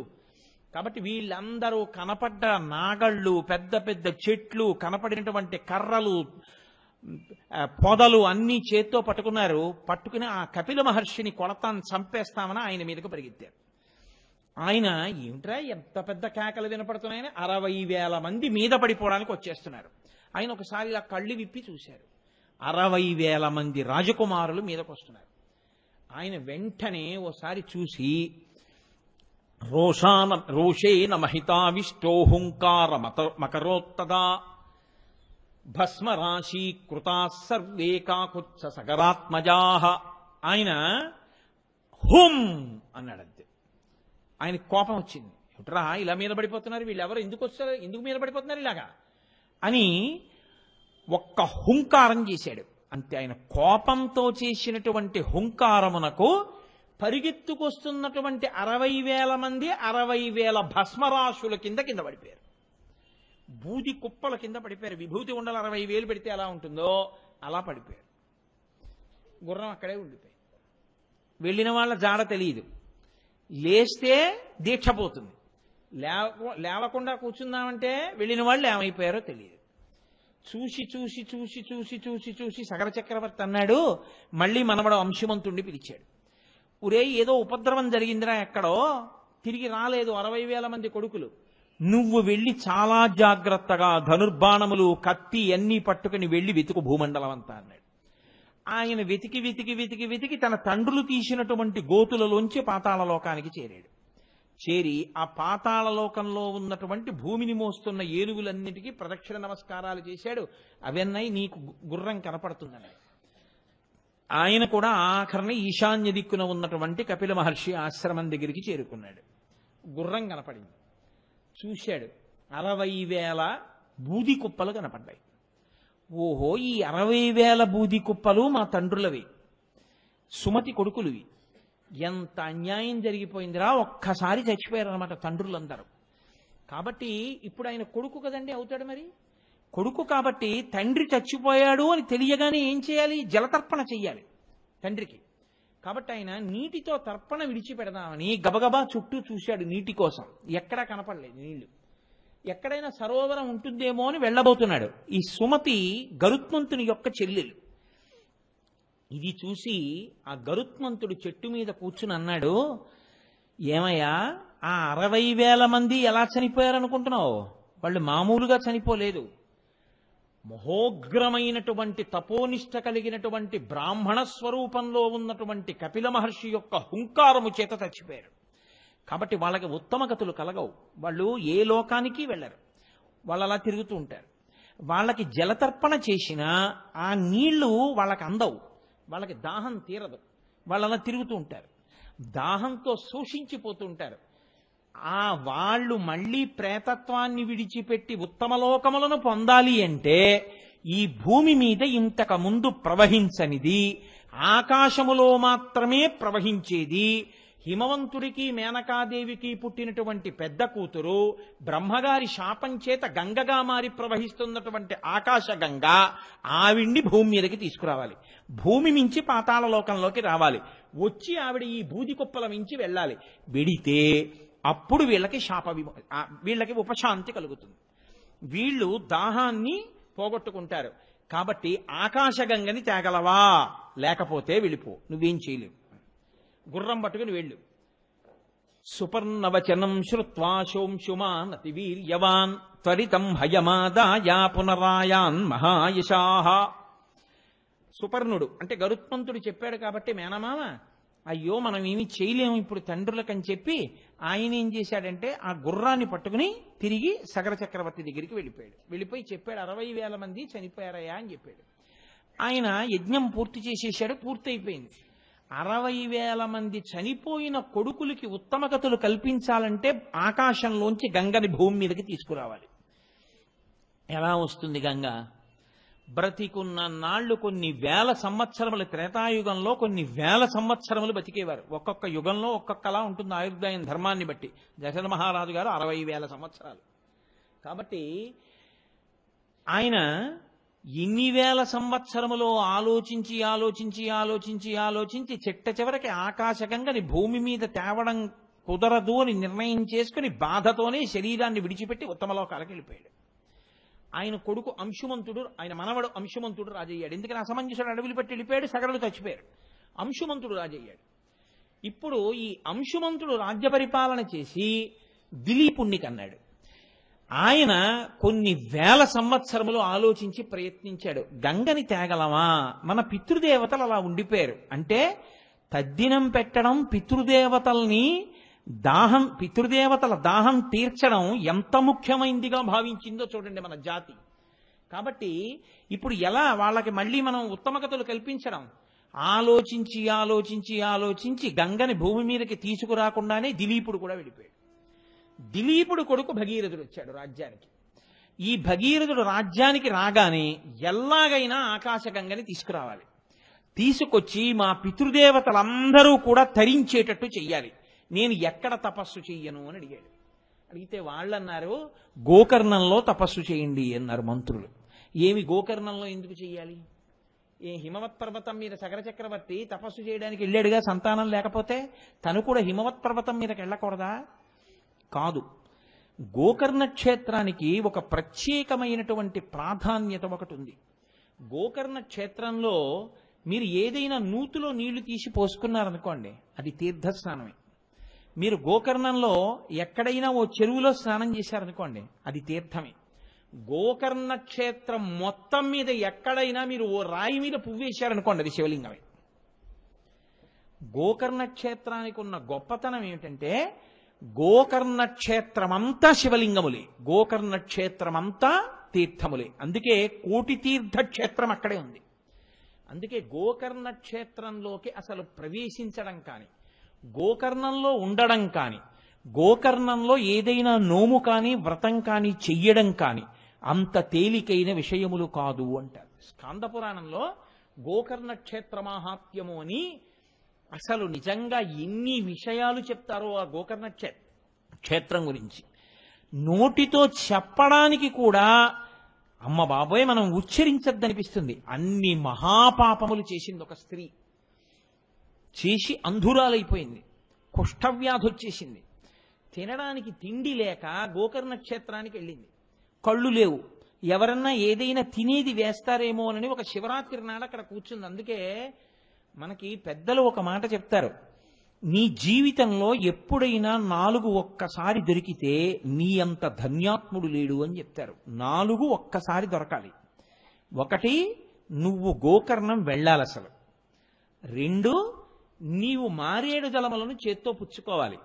3 నీకక్కడ శివలింగం ఏ రాయైనా శివలింగమే. ఓ శివలింగంగా నువ్వు అక్కడ భావన చెయ్యాలి, లేకపోతే అక్కడ ఉన్నటువంటి స్వామికి మహాబలేశ్వరుడని పేరు. మహాబలేశ్వర దర్శనం చెయ్యాలి. నీ అదృష్టమైతే అది కృష్ణ చతుర్దశి అయి ఉండాలి. అంటే మాస శివరాత్రి కానీ మహాశివరాత్రి కానీ అయి ఉండాలి. ఈ 4 కానీ ఎప్పుడైనా జీవితంలో దొరికితే వాడు ఈ మారేడు దళాన్ని గోకర్ణంలో ఒక రాయి మీద వేసినా వాడు మోక్షాన్ని పొందేస్తాడు. ఇన్ని పాపములు చేసిన వాడు కానివ్వండి, అంటే చెయ్యమని నా ఉద్దేశ్యం కాదు, కానీ గోకర్ణ క్షేత్రం అంత గొప్పది. అక్కడ సముద్ర స్నానం 365 రోజులు సముద్ర స్నానమే అక్కడ. అటువంటి క్షేత్రంలో ఈవిడ వెళ్ళి కూర్చుంది అన్నం కోసం. ఈ పాపములు చేసినవాడు, అసలు నా నోటితో నేను వర్ణించలేను ఆ పాపాలన్నీ. ఆవిడ కూర్చునుంటే ఒక ఆయన వెళ్ళిపోతూ ఆవిడ్ని చూశాడు.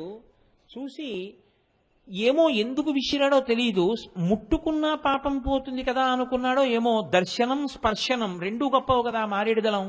అందుకని ఒక మారేడు దళాల మాలను ఒక దాన్ని ఆవిడ ఒళ్ళోకి బారేశాడు. కంపు వచ్చేస్తోంది, ఒళ్ళు చీము నెత్తురు కారిపోతోంది, కుష్ఠరోగంతో ఉంది, కళ్ళు లేవు, వృద్ధురాలు, ఆకలి, ఏడుస్తోంది. దగ్గరికి వెళ్లకుండా మారేడు దళాల మాల విసిరాడు. ఆ ఒళ్ళో వచ్చి పడితే ఆవిడ అనుకుంది అమ్మయ్యా తినేదేదో వేశారనుకుని గబగబా ఆర్తితో దాన్ని ఇలా తడువుకుని తీసి నోటి దగ్గర పెట్టుకుంది. ఆకులు అని తెలిసింది ఆవిడకి. ఇది ఏమిటి అని ముక్కుతో వాసన చూసింది. అది మారేడు దళాల మాల. ఎవడో ధూర్తుడు నాకు మారేడు దళాల మాల వేశాడు, ఇందుకు తినాలా కడుపు నిండాలా? ఆ రోజు ఆవిడ అదృష్టం ఏమిటంటే కృష్ణ చతుర్దశి, మాఘమాస కృష్ణ చతుర్దశి అంటే మహాశివరాత్రి. ఆవిడ ఈ మాలని తీసి విసిరి పారేసింది కోపంలో. ఆ విసిరేయడంలో అది వెళ్ళి ఆ పక్కన ఉన్నటువంటి ఓ శివలింగం మీదకి అలంకారంగా పడిపోయింది.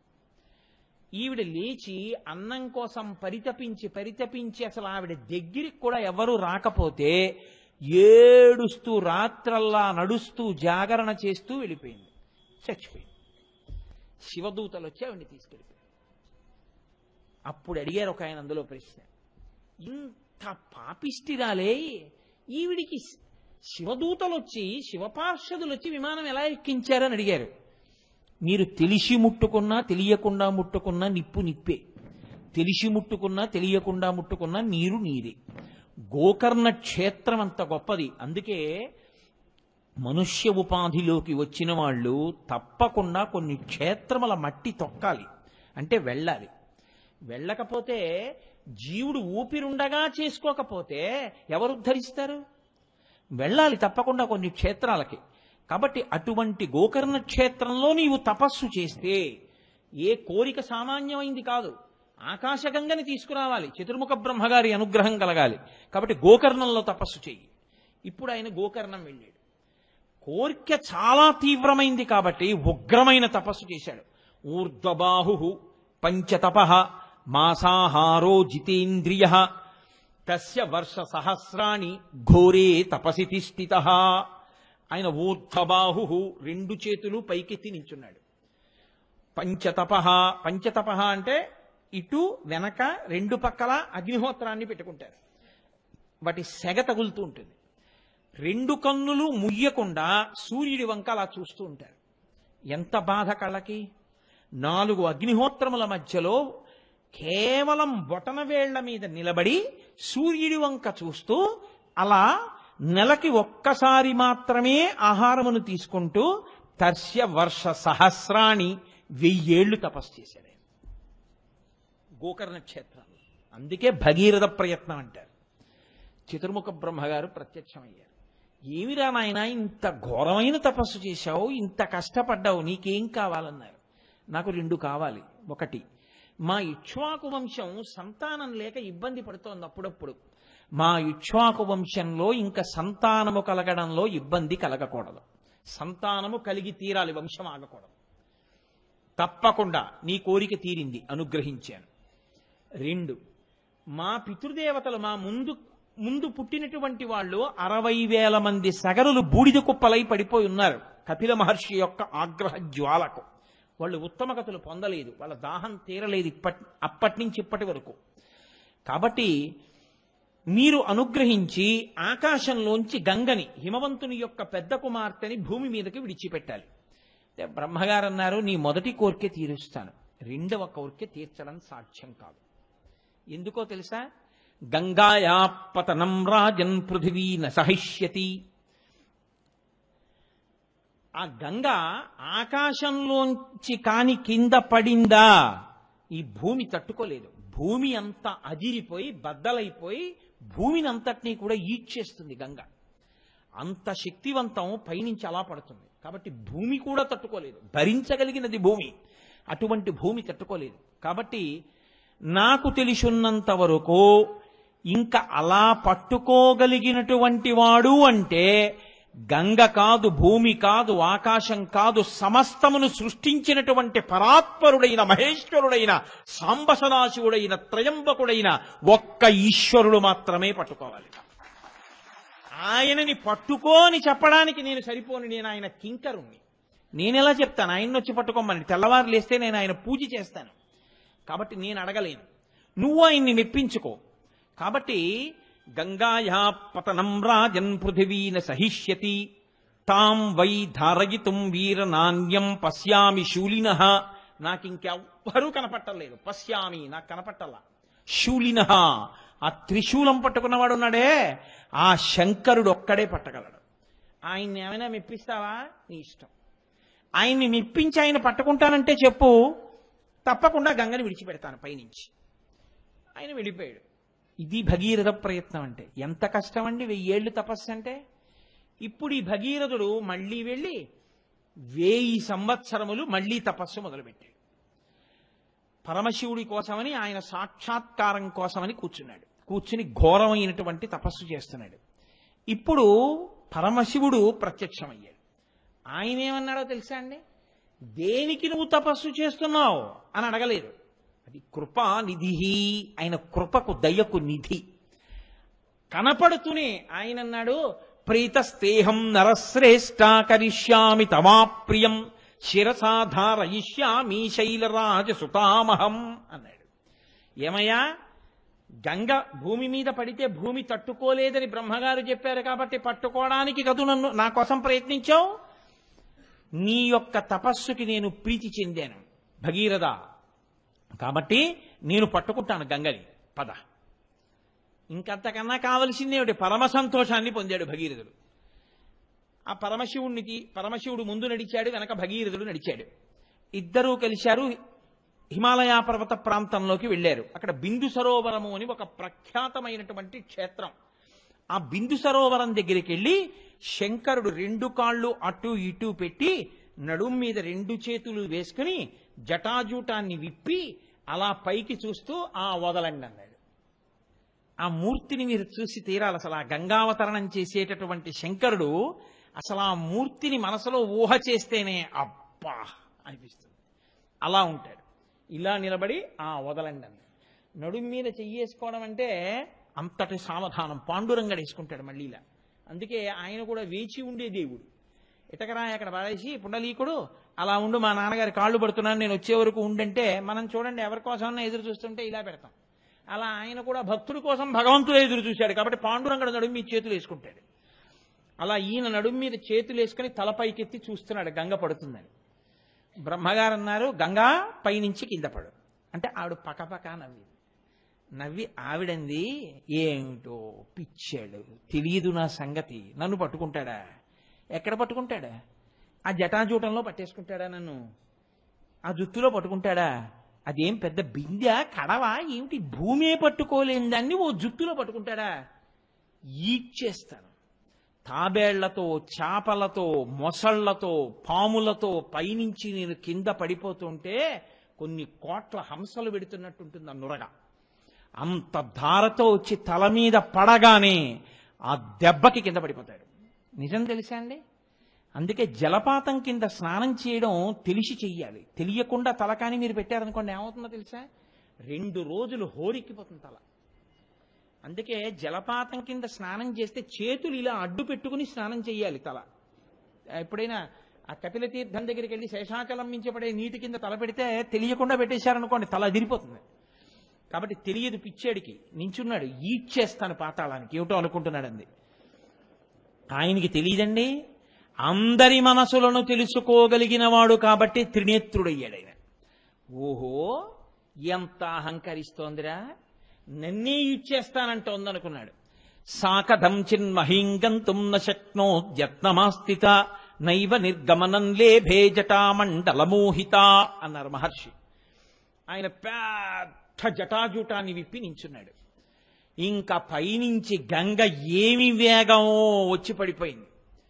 అలా అంత గంగ పడుతూ ఉంటే పక్కన నీ మీద పడితే తట్టుకోలేవా వేగాన్ని, భగీరథ దూరంగా పర్వత శిఖరం మీద నించోమన్నాడు.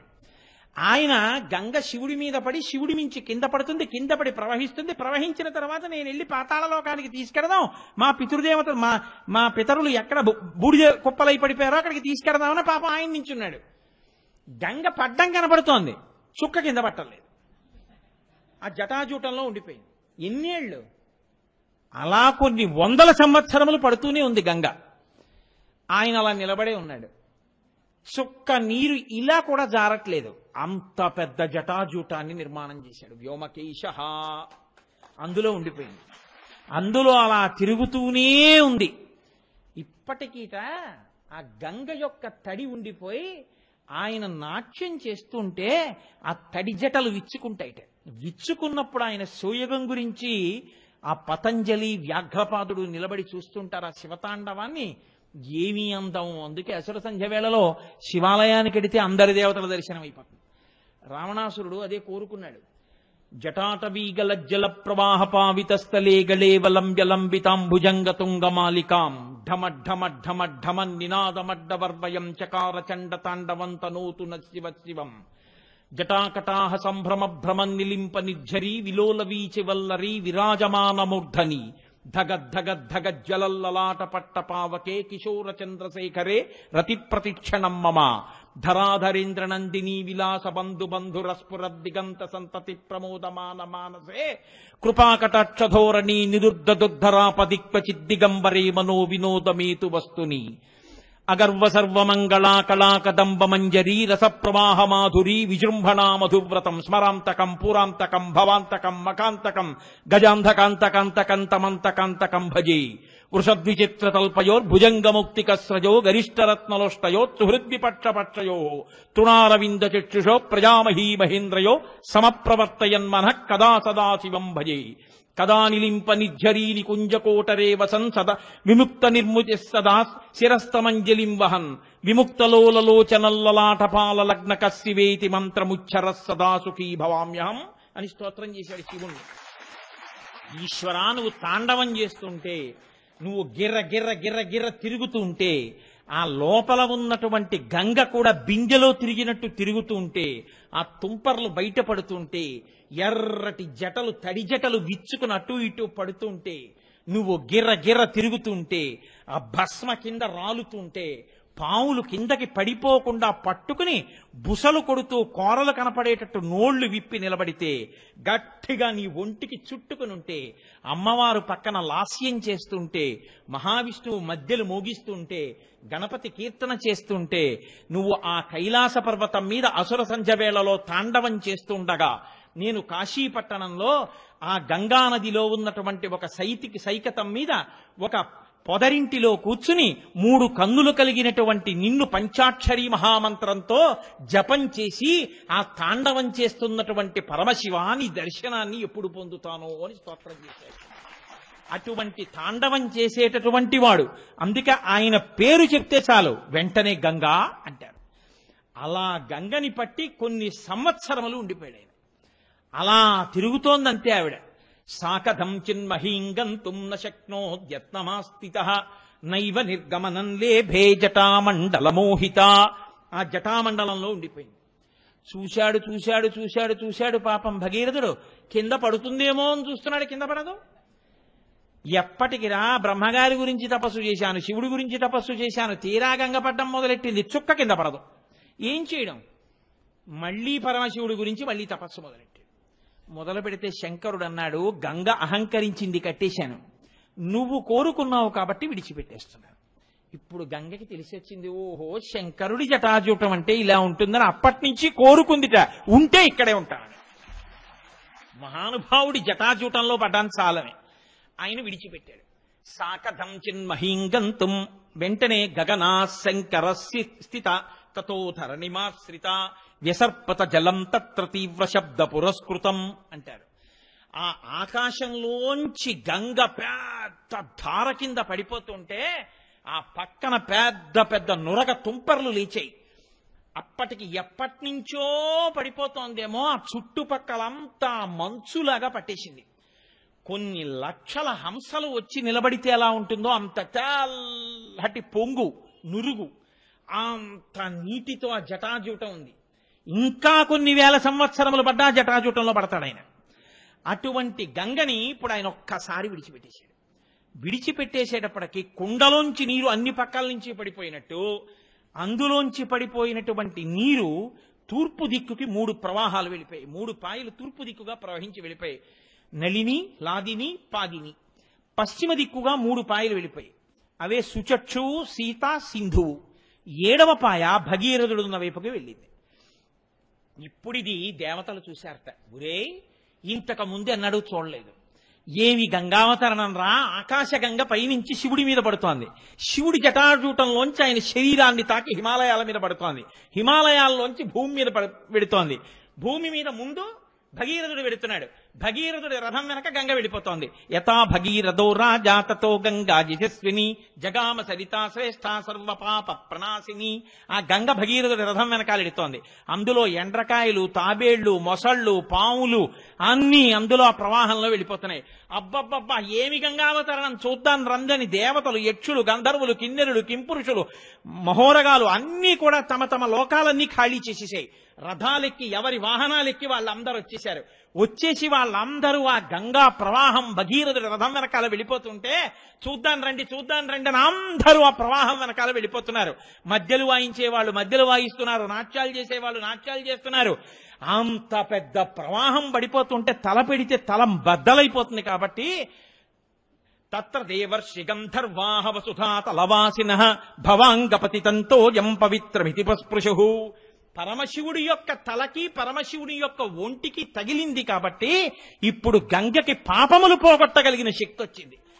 మహానుభావుడు, ఆయన ఒంటికి తగిలింది గంగ కాబట్టి ఇప్పుడు గంగకి శక్తి అని వాళ్ళు తల పెట్టలేక భవాంగపతితంతో యం పవిత్రమితి పస్పృశు. ఆ గంగలో చేయిపెట్టి నీళ్లు తీసి ఇలా చల్లుకున్నారు. గంగ తల మీద పడగానే ఒక చుక్క, వాళ్ళ పాపరాశులన్నీ ధ్వంసమైపోయి వెంటనే వాళ్ళు ఉత్తమమైన రథాలెక్కి మహాపాపాలు చేసుకున్న వాళ్ళు, శాపాల్లో ఉన్నవాళ్ళు అందరికీ విమోచనం అయిపోయి ఒక్కసారి వాళ్ళందరూ దివ్య రథాల్లో దేవలోకాలకు వెళ్ళిపోతున్నారు. దేవలోకాల్లో ఉన్న వాళ్ళందరూ రే గంగావతరణం శివుడి మిచ్చి పడుతోంది, రండి స్నానం చేద్దామని వాళ్ళందరూ వచ్చి గంగలో మునకలేసేస్తున్నారు. నీళ్లు జల్లేసుకుంటున్నారు. పాపాలు పోయి పైకి వెళ్ళిపోయే వాళ్ళు, పైనుంచి స్నానాలకు వచ్చేసేవాళ్ళు, ముందు భగీరథ రథం వెనకాల వెళ్ళిపోతున్న గంగ వెంట వెళ్ళిపోతున్నటువంటి దేవతలు, యక్షులు, గంధర్వులు, కిన్నెరులు, కింపురుషులు, అప్సరసలు నాట్యం చేస్తూ వెళ్ళిపోతున్నారు. ఇంతమంది ఆశ్చర్యం. మొత్తం 33 కోట్ల మంది దేవతలు ఆకాశంలో నిలబడి ఆ ప్రవాహం వెళ్లడం, భగీరథుడు వెళ్లడం చూస్తున్నారు. కొన్ని చోట్ల వంకరగా వెడుతోంది, కొన్ని చోట్ల నిలువుగా వెడుతోంది, కొన్ని చోట్ల పైకెక్కుతోంది, కొన్ని చోట్ల కింద పడుతోంది, ఒక చోట తన ప్రవాహాన్ని తానే ఢీకుంటోంది, ఒక చోట సుడిగుండం తిరుగుతోంది, ఒక చోట తుంపర్లు చిమ్ముతోంది. రంగతుంగ తరంగ సంఘములతో రంజిల్లు ఘోషంబుతో బంగారంబగు పొంగుతో నురగతో పువ్వాట తుంపర్లతో భంగుల్ సల్పుతు జంఘలించుతన భోభాగము నుండి జారన్ గంగమ్మను దల్చితే శిరమునన్ రంజిల్లుతున్ శంకరా. మహానుభావుడు ఆ నురగతో తుంపర్లతో పడిపోతున్నటువంటి ఆ గంగని పట్టి 7 ప్రవాహాల కింద విడిచిపెడితే ఒక ప్రవాహం భగీరథుడి వెనకాల వెళ్ళిపోతుంటే అందరూ సంతోషంగా అనుగమిస్తున్నారు. అక్కడే జహ్ను మహర్షి తపస్సు చేస్తున్నారు. ఆయన యజ్ఞవాటాన్నంతటినీ ముంచెత్తేసింది గంగ.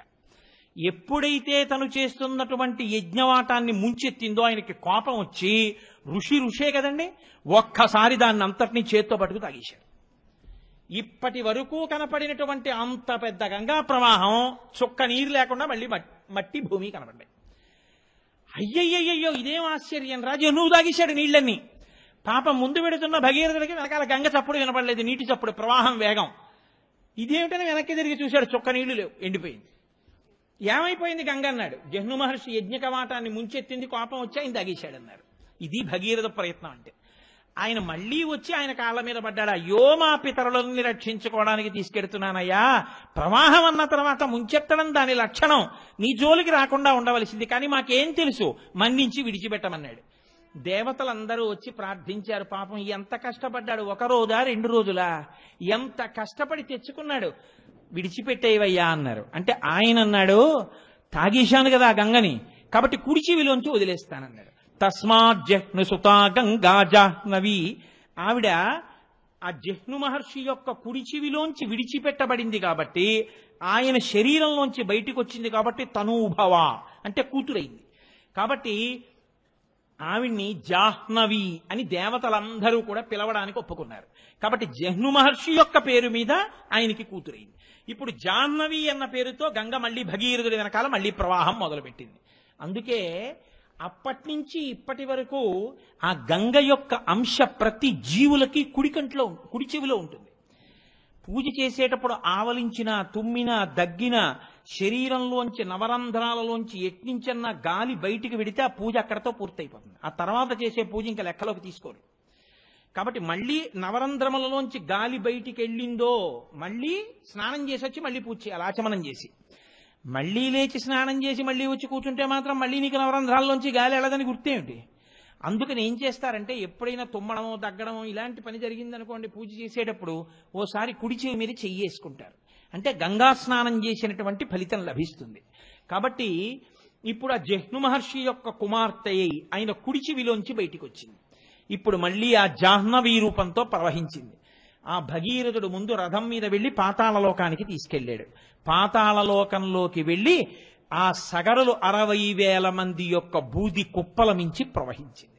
ప్రవహించగానే వాళ్ళందరికీ దాహం తీరి వాళ్ళు ప్రేతత్వం నుంచి విముక్తి పొంది వాళ్ళందరూ ఉత్తమ లోకాలకి వెళ్ళిపోయారు, 60,000 మంది. వెంటనే చతుర్ముఖ బ్రహ్మగారు వచ్చి అన్నారు, ఒరే నాయన, అనన్య సామాన్యమైన కార్యం రా, లోకంలో ఎవరు చెయ్యలేరు, అసలు ఊహించలేరు. నా గురించి తప్పించావు, పరమశివుడి గురించి తప్పించావు, ఆయన పట్టేస్తే మళ్ళీ తప్పించావు, జహ్నువు తాగితే ప్రార్థించావు, నీ పితరుల కోసం ఇంత శ్రమ పడ్డావు, వాళ్ళని పితృదేవతా స్థానంలోకి తీసుకెళ్లి ఉత్తమగతులు కల్పించావు. కాబట్టి ఈ భూమి మీద ప్రవహించేటటువంటి గంగకి నీ పేరు మీద భగీరథుని యొక్క కుమార్తెగా భాగీరథి అని నామకరణం చేస్తున్నాను. కాబట్టి ఆకాశంలో ప్రవహించేటటువంటిది దేవగంగ, భూమి మీద ప్రవహించేది భాగీరథి, మళ్ళీ పాతాళలోకంలో ప్రవహించేటటువంటిది ఒక గంగా ప్రవాహం. కాబట్టి ఆవిడికి త్రిపథగా అని పేరు వచ్చింది. మందాకిని, భాగీరథి, భోగవతి. పాతాళలోకంలో ప్రవహిస్తే భోగవతి ఆవిడ పేరు. 3 పేర్లతో గంగ 3 లోకముల యందు ప్రవహిస్తూ ఉంటుంది. ఇంత గొప్పదైనటువంటి ఆఖ్యానము ఈ గంగావతరణము. ఈ గంగావతరణం గురించి చెప్పి శ్రీమద్ రామాయణంలో వాల్మీకి మహర్షి ఎంత గొప్ప ఘట్టానికి ఫలశ్రుతి చెప్పారు. ఆయన 2 ఘట్టాలకి ఫలశ్రుతి చెప్పారు. 1 గంగావతరణం, 2 షణ్ముఖోత్పత్తి. సుబ్రహ్మణ్యేశ్వర స్వామి వారు పుట్టినప్పుడు చెప్పారు, మళ్ళీ గంగావతరణం జరిగినప్పుడు చెప్పారు. ఆయన అన్నారు, ఇదమాఖ్యానం అవ్యగ్రో కాకుత్స గంగావతరణం శుభం. అవ్యగ్రమైన మనస్సుతో ఇదిలా జరుగుతుందా, నిజమేనా, అబద్ధమేనా, ఇలాంటి వెర్రి ఆలోచనలు లేకుండా పవిత్రమైనటువంటి మనస్సుతో ఈ గంగావతరణాన్ని పరమశివుడికి నమస్కారం చేస్తూ దేవాలయ ప్రాంగణంలో ఎవరైనా వింటే ఉత్తర క్షణంలో వాళ్ళ యొక్క పాపరాశి అంతా దగ్ధమైపోతుంది. గంగావతరణం వినగానే పాపరాశి పోవడం వల్ల వాళ్ళందరికీ కూడా సమస్తమైనటువంటి కోర్కెలు తీరుతాయి. కోర్కెలు తీరడంతో పాటుగా దీర్ఘాయుర్దాయము, కీర్తి కలిగగలిగినటువంటి రీతిలో వాళ్ళ జీవితము మలచబడుతుంది. కాబట్టి గంగావతరణం అనేటటువంటి ఘట్టము అంత ప్రఖ్యాతమైన ఘట్టము అని వర్ణించారు. ఎంతో మంది పెద్దలు ఇప్పటికీ గంగ దగ్గరికి వెడుతుంటారు, గంగలో స్నానం చేస్తూ ఉంటారు, పాపములన్నిటినీ పోగొట్టుకుంటూ ఉంటారు. గంగా స్నానం అంత గొప్పది ఎందుకైందో తెలుసా అండి? ఒక్కటే కారణం. గంగకంత గొప్పతనం రావడానికి పరమశివుడి యొక్క శరీరములకు తగలడమే కారణము. వాల్మీకి మహర్షి రామాయణంలో తీర్పు చెప్పారు. భవాంగపతితం తోయం, పరమశివుని ఒంటికి తగిలింది కాబట్టి గంగకు ఆనాటి నుండి ఈనాటి వరకు పాపములను పోగొట్టగలిగినటువంటి శక్తి కలిగి ఉన్నది. కేవలం వెళ్ళి ఒక మునక వేస్తే చాలు. అందుకే శంకరాచార్యుల వారు భజగోవిందం చేస్తే భగవద్గీత కించిదధీత గంగాజలలవకణికాపీత సకృతపయేన మురారి సమర్చ క్రియతే తస్య యమేన నచర్చ అంటారు. లోకంలో ఎవరైనా సరే భగవద్గీత కించిదధీత, కొంచెం భగవద్గీతని ప్రసన్నమైన మనస్సుతో నేర్చుకుందాం, అనుష్ఠిద్దామని భగవద్గీత చదివితే అటువంటి వారు కాని గంగాజలలవకణికాపీత, గంగానదిలో ఉండేటటువంటి నీటి బొట్టుని నాలుక మీద వేసుకుని తాగినా, తల మీద చల్లుకున్నా, గంగాజలలవకణికాపీత సకృతపియేన మురారి సమర్చ, ఒక్కసారి జీవితంలో కన్నుల ఆనంద భాష్పములు కారేటట్టుగా పరమ ప్రసన్నమైన మనస్సుతో పరమభక్తితో శ్రీ మహావిష్ణువుని తులసి దళాలతో కాని పువ్వులతో కాని పూజ చేసిన, మానసికంగా పూజ చేసిన, సకృతపియేన మురారి సమర్చ క్రియతే తస్య యమేన నచర్చ, వాడికి యమధర్మరాజుతో వాదోపవాదములు ఉండవు. వాదోపవాదములు మేమెందుకు చేస్తామండి యమధర్మరాజు గారితో అంటారేమో. యమధర్మరాజు గారి యొక్క దూతలు వచ్చి పాశములు వేసి లాగేస్తుంటారు. వీడేమో నే రానని అటు ఇటు పారిపోతుంటాడు. పారిపోతుంటే ఆ దూతలు ఏం చేస్తారంటే కపము, వాతము, పైత్యము అని మూడింటిని ప్రకోపింపచేస్తారు శరీరంలో. ఈ పైత్యం చేత సంధి కలుగుతుంది. అంటే ఏమిటో మాట్లాడుతుంటాడు, ఏవో గుర్తొస్తాయి, అవన్నీ ఇప్పుడు చేస్తున్నాను అనుకుని సంధి ప్రలాపం అంటారు. ఏవేవో అరుస్తూ ఉంటాడు, ఏవో మాట్లాడతాడు. అప్పుడు తన దృష్టి దేని మీద ఎప్పుడో చేసిన పనేదో గుర్తొస్తుంది, దాన్ని అరుస్తూ ఉంటాడు. ఆ కపము, వాతము నొక్కేస్తుంటాయి జీవుణ్ణి. ఆ ప్రాణం ఎటు వెళ్ళలేక వాటి మధ్యలోకి వెళ్ళిపోతుంది. వెళ్ళిపోయిన తర్వాత అప్పుడు పాశం వేసి దాన్ని ఉగ్గడించేస్తారు. అటువంటి స్థితిలో ఇక మనసు నిలబడదు, బుద్ధి పనిచేయదు. తానేదైనా మాట్లాడదాం అనుకున్నా, చెప్దామన్నా ఇక చెప్పగలిగిన ప్రజ్ఞ ఉండదు.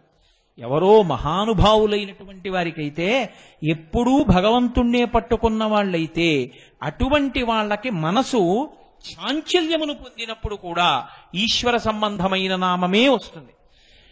మహానుభావుడు అప్పయ్య దీక్షితర్ వారిని, ఆయన ఒకానొకప్పుడు పిచ్చి కలిగేటటువంటి మందు తాగారు. శిష్యుల్ని పిలిచి, ఒరే నేను పిచ్చొచ్చే మందు తాగుతున్నాను, దీనివల్ల నాకు 1 గంట సేపు పిచ్చి వస్తుంది.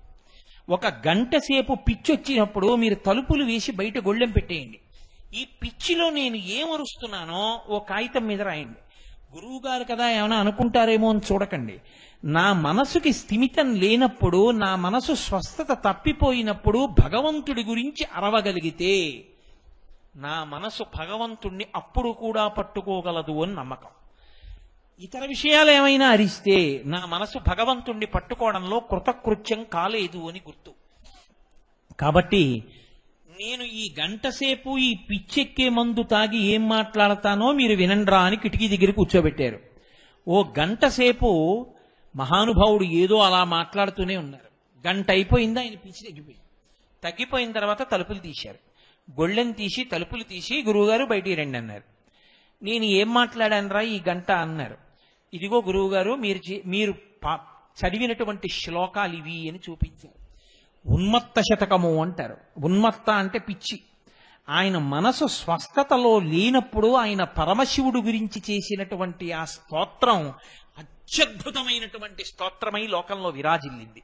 అంటే మహాపురుషులైనటువంటి వారు వినా అందరికీ అలా భగవంతుణ్ణి పట్టుకోవడం సాధ్యం కాదు. మరణ సమయంలో కపవాత పైత్యముల్ కప్పగాశ్రమ చేత కంపముద్భవ మంది కష్టపడుచు నారాయణాయంచు నా జిహ్వతో నిన్ను పిలుతునో శ్రమచేత పిలువలేను నాటికిపుడి నీనామస్మరణ చేతు చివినిడవయ్య భూషణ వికాస శ్రీధర్మ పురనివాస దుష్ట సంహార నరసింహ దురిత దూర అని ప్రార్థిస్తాడు నరసింహ శతక కర్త.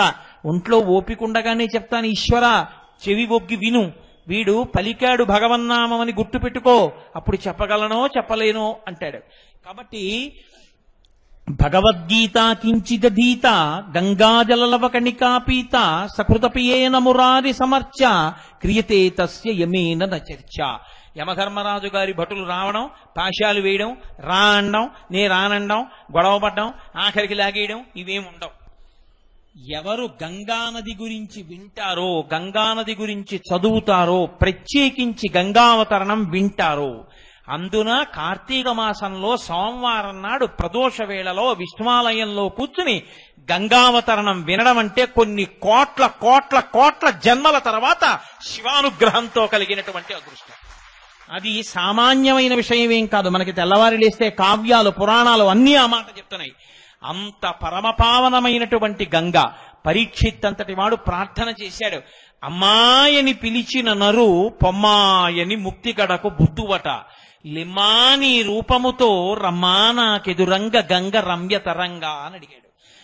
గంగమ్మ దగ్గరికి వెళ్ళి అమ్మా అంటే చాలు, ఆవిడ వెంటనే లేచి వచ్చి పొమ్మ అని ముక్తి కడకు బుద్ధువట, పోలా అని మోక్షాన్ని ఇస్తుంది. పొమ్మాయని ముక్తి కడకు బుద్ధువట, లిమ్మా నీ రూపముతో రమ్మా నాకెదురంగ గంగ రమ్య తరంగా అంటాడు.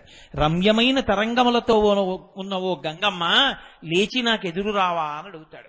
అందున కాశీగంగ కాశీగంగే, హరిద్వార్లోనూ గంగే, మిగిలిన చోట్ల గంగే. కానీ గంగకి కాశీలో అంత గొప్పతనం ఎందుకో తెలుసా అండి? అక్కడ వరకు దక్షిణ దిక్కుకు వచ్చి అక్కడ ఉత్తర దిక్కుకు తిరుగుతుంది గంగ. అందుకే కాశీగంగ కాశీగంగ అంటారు. మిగిలిన చోట్ల గంగ గంగ కాదేమిటి? కాశీ వరకు దక్షిణానికి వచ్చి కాశీలో ఉత్తరానికి తిరుగుతుంది. మనుష్య జన్మ ఎన్ని జన్మలు ఎత్తండి, తొట్టతుదకు ఎన్ని పరుపుల మీద పడుకోబెట్టండి, ఎన్ని మంచి భోజనాలు పెట్టండి, ఎంత గొప్పగా దీనికి పూలమాలలు వేయనివ్వండి, ఎంత మంది దీనికి నమస్కారాలు చేయనివ్వండి, తొట్టతుదన దీని యొక్క స్థానము శ్మశానమే, అక్కడే కలిసిపోతుంది.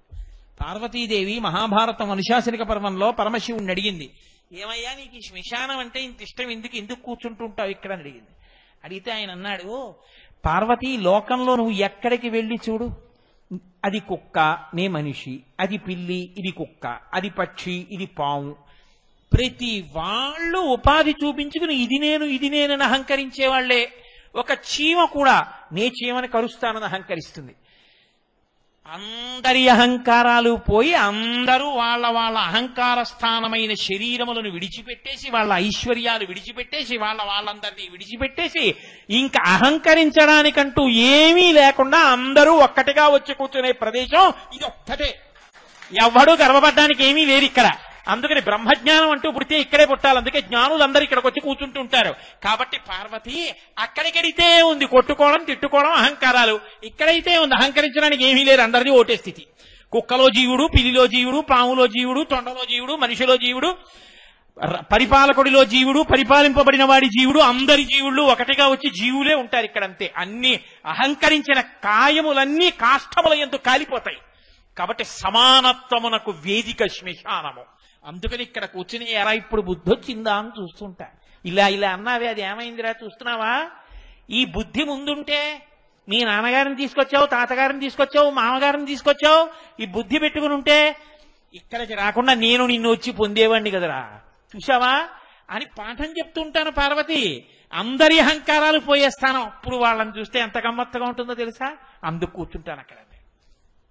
పరమశివుడంటే అంతటి మహాజ్ఞాని, అంతటి మహానుభావుడు. కాబట్టి ఆ గంగావతరణ ఘట్టము అంత గొప్పది. గంగ ప్రవహిస్తుంది. గంగ నిలబడిపోయింది అనుకోండి, ఉపయోగం లేదు. గంగ ప్రవహించి వెళ్ళిపోతుంది. ఇంతకీ నేను ఎక్కడ మొదలు పెట్టాను? ఏ జన్మలో ఉండండి, ఏ శరీరంలో ఉండండి, అన్ని శరీరాలు దక్షిణ దిక్కుకు వెళ్ళిపోతాయి. ఎందుకంటే దక్షిణ దిక్కు యమస్థానం. అందరూ యమధర్మరాజు గారి యొక్క పాశములకు పడిపోయేవారే. ఎవ్వరో కోట్ల కోట్ల కోట్ల కోట్ల మందిలో ఒక్కడు మాత్రమే ఉత్తరాభిముఖుడు అవుతాడు, దక్షిణానికి వెళ్లకుండా. ఉత్తర దిక్కునే ఉంటుంది, కైలాస పర్వతం ఉంటుంది. కైలాస పర్వతం మీద ఎవరుంటారు? మృత్యుంజయుడు ఉంటాడు. మృత్యువుని కాలుతో తన్ని మృత్యువుని శాసించగలిగిన వాడు ఉంటాడు. ఇంకా మళ్లీ పుట్టవలసిన అవసరం లేకుండా జనన మరణ చక్రము నుంచి పైకి రావాలి అంటే శివుడి యొక్క జ్ఞానమును పొందినవాడు, శివానుగ్రహమును పొందినవాడెవడో వాడే పునరావృత్తి రహిత శాశ్వత శివ సాయుధ్య స్థితిని పొందుతాడు. కాబట్టి దక్షిణ దిక్కుకు వెళ్లకుండా ఉత్తరానికి తిరిగిన గంగ కాశీలో ఉంది. కాబట్టి కాశీ గంగ అంత గొప్పది. అందుకని కాశీ వెళ్ళా గంగలో స్నానం చేశా, కాశీ వెళ్ళా గంగలో స్నానం చేశా అంటారు. మిగిలిన చోట్ల గంగ గంగ కాదేంటి? అది గంగే. మీరు చూడండి, గంగ యొక్క పవిత్రత అంటే ఎంత గొప్పదో తెలుసా అండి? మనం కలశపాత్ర పెడతాం, కలశపాత్రలో నీటిని తీసుకెళ్లి ఈశ్వరుడికి అభిషేకం చెయ్యం, నైవేద్యానికి ఉపయోగించాం. గంగే చ యమునే చైవ గోదావరి సరస్వతి నర్మదే సింధు కావేరి యోజలేస్మిన్ సన్నిధిం కురు అంటాం. అసలు ఇంకా విచిత్రం ఏమిటో తెలుసా? శ్రీనాథుడు భీమఖండం చేస్తూ ఒక మాట చెప్తాడు, పరమశివుడికి 4 భార్యలని. అందరూ పార్వతీదేవి అనుకుంటారు. నిజంగా అంటే మా స్వామికి 4 భార్యలు అనుకునేరు, ఆయనకు ఒక్కతే భార్య గౌరి. కానీ భార్య పట్ల ఎంత ప్రేమో, భార్యని ఎంత నెత్తి మీద పెట్టుకుంటాడో, అలా 4 స్థానములంటే ఆయనకి అపారమైనటువంటి ప్రీతిట. అందుకని 4 భార్యతో సమానమైన స్థానములు పొందారన్నాడు శ్రీనాథుడు. 1 గౌరి, 2 గంగ. గౌరి యొక్కతే మరియు గంగ యొక్కతే. కాశీ యొక్కతే, దక్షిణ కాశీ యొక్కటే. ఆయనకి గంగ అంత ఇష్టం, అందుకని గంగని తల మీద పెట్టుకుంటాడు. అందుకని గంగ భార్యాస్థానముతో సమానత్వాన్ని పొందింది తప్ప భార్య అని కాదు. పరమశివుడు ఎప్పుడూ పాణిగ్రహణం చేయలేదు, భరించాడు కాబట్టి, అంత ప్రీతితో ధరించాడు కాబట్టి గంగ భార్యాస్థానముగా చెప్పబడుతుంది అంతే. 3వది ఆయన భార్యతో సమానమైనది కాశీ యొక్కతే. కాశీపట్టణం అంటే ఆయనకు అంత ప్రీతి. దక్షిణ కాశీ యొక్కటే. దక్షిణ కాశీ దక్షారామం, ద్రాక్షారామం. ద్రాక్షారామం మామిడి పళ్ళ రామం కాదు, అది దక్షారామం. దక్ష ప్రజాపతి ఉన్న ఊరు కాబట్టి దక్షారామం అంటే పరమేశ్వరుడికి అంత ఇష్టంట. అందుకే ఏ వ్యాస భగవానుణ్ణి కాశీపట్టణంలో తిరస్కరించాడో ఆ వ్యాస భగవానుణ్ణే తొడ మీద కూర్చోపెట్టుకుని కౌగలించుకుని నెత్తి మీద పెట్టుకున్నాడు దక్షారామంలో. ఆ వ్యాసుడు ఇక్కడ శివదర్శనాన్ని పొంది ఆనంద తాండవం చేసేశాడు. ఆ సంతోషపడిపోయి తాండవం చేస్తున్న వ్యాసుని మూర్తి ఇప్పటికీ దక్షారామ దేవాలయంలో ఒక స్తంభంలో ఉంటుంది. అంత గొప్ప క్షేత్రం దక్షారామం. అటువంటి మహానుభావుడు. గంగానది యొక్క స్థితి అంటే అటువంటిది. ఆ గంగ ప్రవాహము తానే వెళ్లి పాపులనందరినీ కూడా పుణ్యాత్ములుగా మారుస్తూ ఉంటుంది. అంత పరమపావనమైనటువంటి గంగ ప్రవహించడమే ఆయన జ్ఞానగంగాధరుడు కూడా. జ్ఞానము ఒక చోట ఉండిపోయింది అనుకోండి, లోకమునకు పనికిరాదు. తన జ్ఞానమునందు, తన యొక్క పాండిత్యమునందు తనకి మోహం ఉందనుకోండి, నాకు తెలుసు నేను ఎందుకు చెప్పాలి అన్నాడు అనుకోండి, అది ఇంకెవరికి పనికిరాదు. తాను నేర్చుకున్నది ఏ విధమైనటువంటి స్వార్థ ప్రయోజనాన్ని ఆశించకుండా చెప్పడమే ధర్మంగా చెప్పేయగలిగినటువంటి ప్రజ్ఞ. అంటే ఎక్కడో ఉప్పు నీటి సముద్రంలో ఉన్నటువంటి ఉప్పు నీటిని తాగి మంచి నీటిగా మార్చి చల్లటి నీటిని పట్టుకుని నిరాధారమైనటువంటి మార్గంలో ఆకాశంలో ప్రయాణించి వచ్చినటువంటి మేఘము ఈ ఊళ్ళో ఉన్న వాళ్ళందరూ దాహార్తితో ఉన్నారు కాబట్టి వీళ్ళకి చల్లటి నీళ్లు కురిపిద్దాం అనుకున్నప్పుడు వీళ్ళందరూ లేచొచ్చి నాకు కృతజ్ఞత చెప్తారా చెప్పరా అని చూడకుండా అందరూ నిద్రపోతున్న రాత్రి వచ్చి తనలో ఉన్నటువంటి చిట్ట చివరి నీటి బిందువుని కూడా వర్షంలా కురిపించేసి తేలికైపోయి అమ్మయ్యా నా దగ్గరున్నదంతా ఇచ్చేశానని సంతోషంతో తూది పింజలా విడిపోయేటటువంటి మేఘము ఎంత గొప్పదో. ఒక ఆవు పుట్టల మీద నది ఒడ్డున ఉన్నటువంటి పచ్చగడ్డి పరికలన్నింటినీ గబగబా తిని ఎక్కడికో వెళ్లి పడుకుని తిన్న గడ్డి పరికలన్నింటినీ లొంగ చుట్టుకుని కడుపులోంచి పైకి తెచ్చి నోట్లో పెట్టుకుని మళ్లీ బాగా తిని నెమరవేసి మెత్తగా గుజ్జుగా మార్చి కడుపులో పెట్టుకుని పాలగా తయారు చేసి దూడ వచ్చి 2 గుద్దులు గుద్దినంత మాత్రం చేత దాచుకోవడం చేతకాక విడిచిపెట్టిన ఆవు ఎంత ఉదారమైనదో. అంత గొప్ప పువ్వులు పళ్ళు కాసినా పండినా ఒక్క పువ్వు తాను పెట్టుకోవడం గాని ఒక్క పండు తాను తినడం గాని చేత కానటువంటి చెట్టు ఎంత ఉదారమైనదో.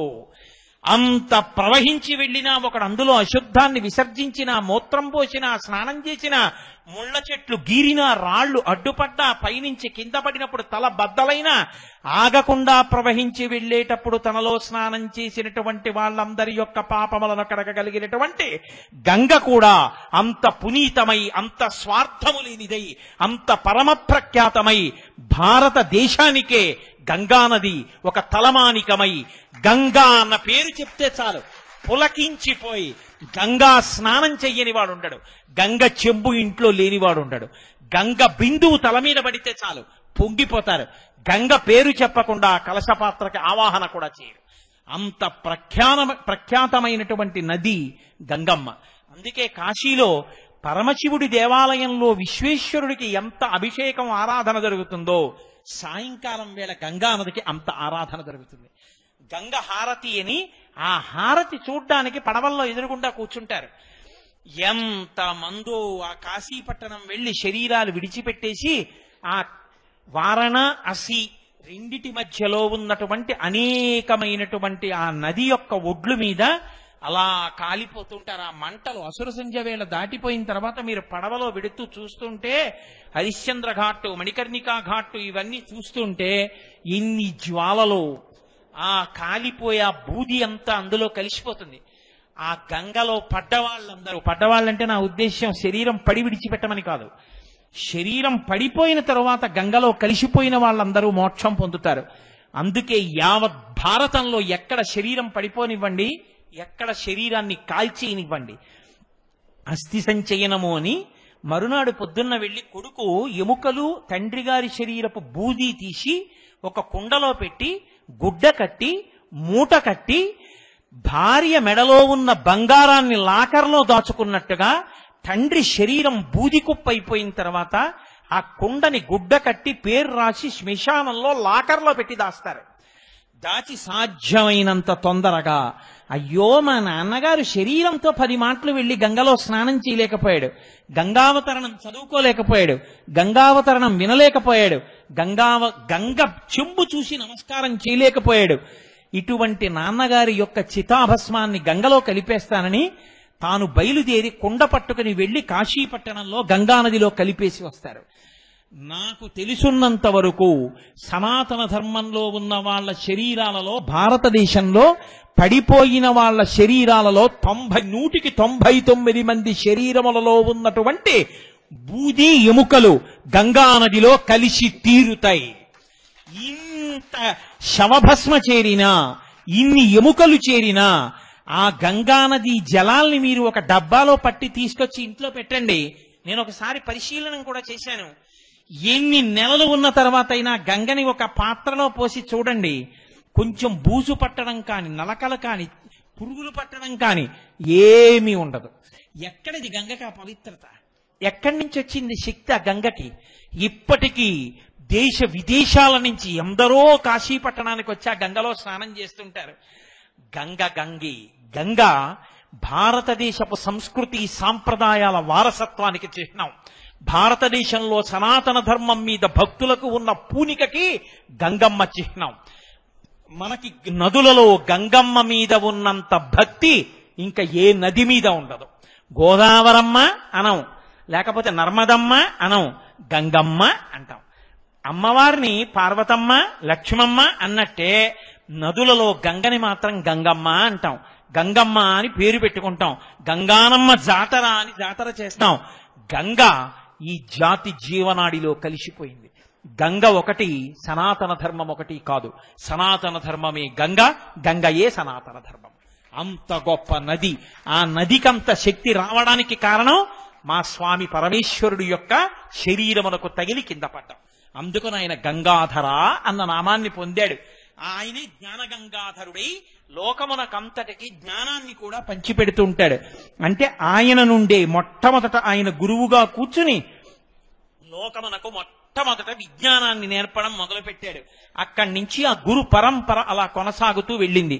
అందుకే ఇప్పటికీ పూజలో కూర్చుంటే సదాశివ సమారంభాం శంకరాచార్య మధ్యమాం అస్మదాచార్య పర్యంతాం వందే గురు పరంపరాం అని పరమశివుడు దక్షిణామూర్తిగా కూర్చుని మౌనంతో జ్ఞాన ప్రకటనం చేసి జ్ఞానబోధ చెయ్యడం దగ్గర మొదలుపెట్టి ఆది గురువుగా కూర్చున్నటువంటి సదాశివుడు, మధ్యలో ఉన్నటువంటి శంకర భగవత్పాదులు, ఈనాటి వరకు ఈ 4 మాటలు చెప్పుకోగలిగాను అంటే దానికి కారణమైనటువంటి అస్మద్గురువరేణ్యులైనటువంటి బ్రహ్మశ్రీ మల్లంపల్లి అమరేశ్వర ప్రసాద్ శర్మ గారి వరకు మా గురు పరంపరకంతటికీ కూడా నమస్కారం అని గురువు గారికి నమస్కారం చేసి కూర్చుంటాం.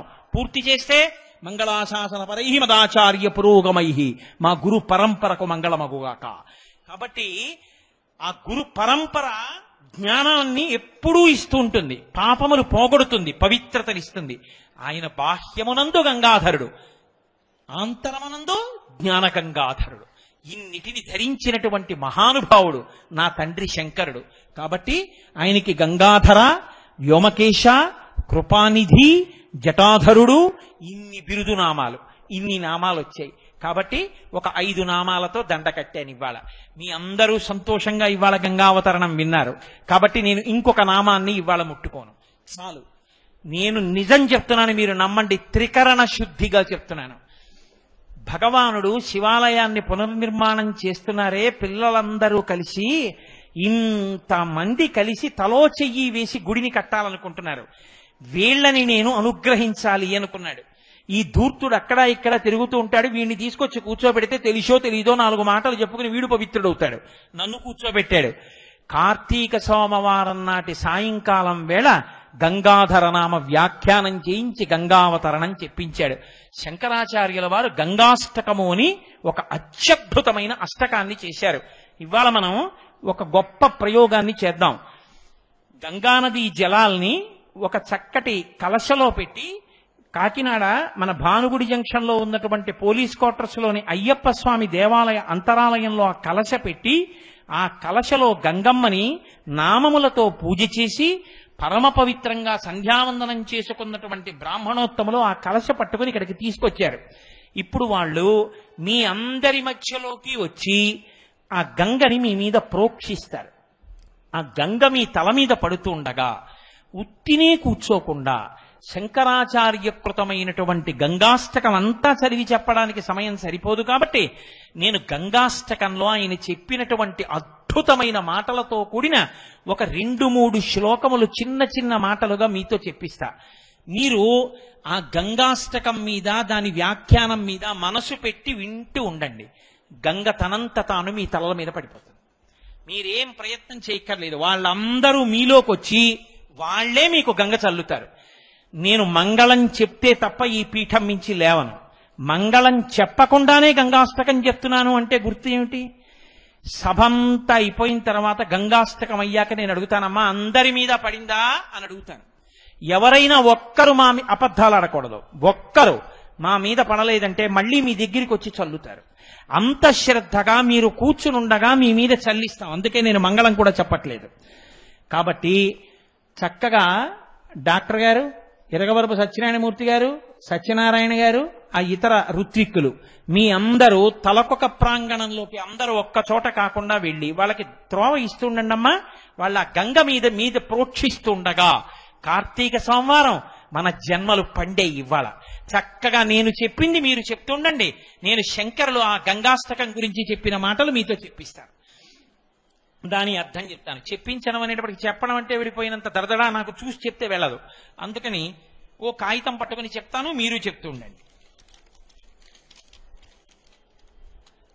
సదాశివ సమారంభాం శంకరాచార్య మధ్యమాం అస్మదాచార్య పర్యంతాం వందే గురు పరంపరాం. నేను చెప్తాను, మీరు చెప్పండి. శైలేంద్రాత్ అవతారణి. అయ్యా మీరు బయలుదేరాలి, చురుగ్గా బయలుదేరాలి. ఎందుకలా నిలబడతారు? తలకోవైపుకి వెళ్ళి చల్లడం మొదలు పెట్టండి. శైలేంద్రాత్ అవతారణి అంటే శైలము అంటే కొండ. కొండలలోకెల్లా అత్యంత గొప్పదైనది ఏదుందో అది హిమవత్ పర్వతం. అంత పరమపావనమైనటువంటి హిమవత్ మీ మీద పడేటట్టు వాళ్ళు చూస్తారమ్మా. స్నానం చేయించరు, ఆ బిందువులు పడతాయి. కాబట్టి హిమాలయ పర్వతము అత్యంత శ్రేష్టమైన పర్వతము. కొన్ని తలుచుకుంటే చాలు, నోటితో అంటే చాలు శక్తి కలుగుతుంది. అంత పరమపావనమైనటువంటి వాటిల్లో హిమవత్ పర్వతం ఒకటి. హిమవత్ పర్వతం పార్వతీదేవిని కని శంకరుడికి కన్యాదానం చేసింది. శంకరుడికి హిమవంతుడు పార్వతీదేవిని కన్యాదానం చేసేసాడు అనుకోండి, త్రికరణ శుద్ధిగా మోక్షం వచ్చేస్తుంది. మోక్షం వచ్చేస్తే హిమాలయాలు ఉండవు. హిమాలయాలు లేకపోతే తపస్సు చేయడానికి అంత పవిత్రమైనటువంటి భూమి ఉండదు. కాబట్టి దేవతలు ఋషులు కలిసి శంకరుణ్ణి అడిగారు, త్రికరణ శుద్ధి లేకుండా కన్యాదానం చేసేటట్టు చెయ్యి అన్నారు. అందుకని శంకరుడు దిగంబరుడిగా కనపడ్డాడు. కనపడితే మేనకాదేవికి అనుమానం, ఏమిటో ఇలా ఉన్నాడు, నిజంగా సుందరుడిగా ఉంటాడా, రేపు పొద్దున మళ్ళీ దిగంబరుడిగా భూత ప్రేత పిశాచాల్ని పట్టుకుని తిరుగుతూ ఉంటాడా అని.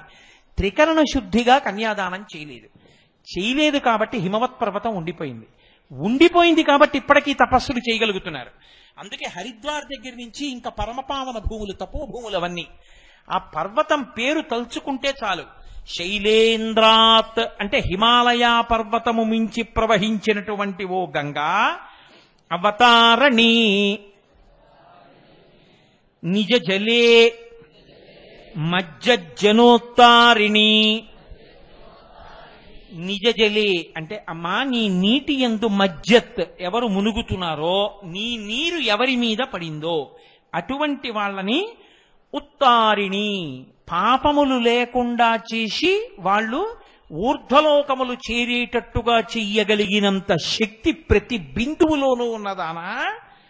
పారావార విహారిణి ప్రవహించి సముద్రాన్ని చేరేదానా.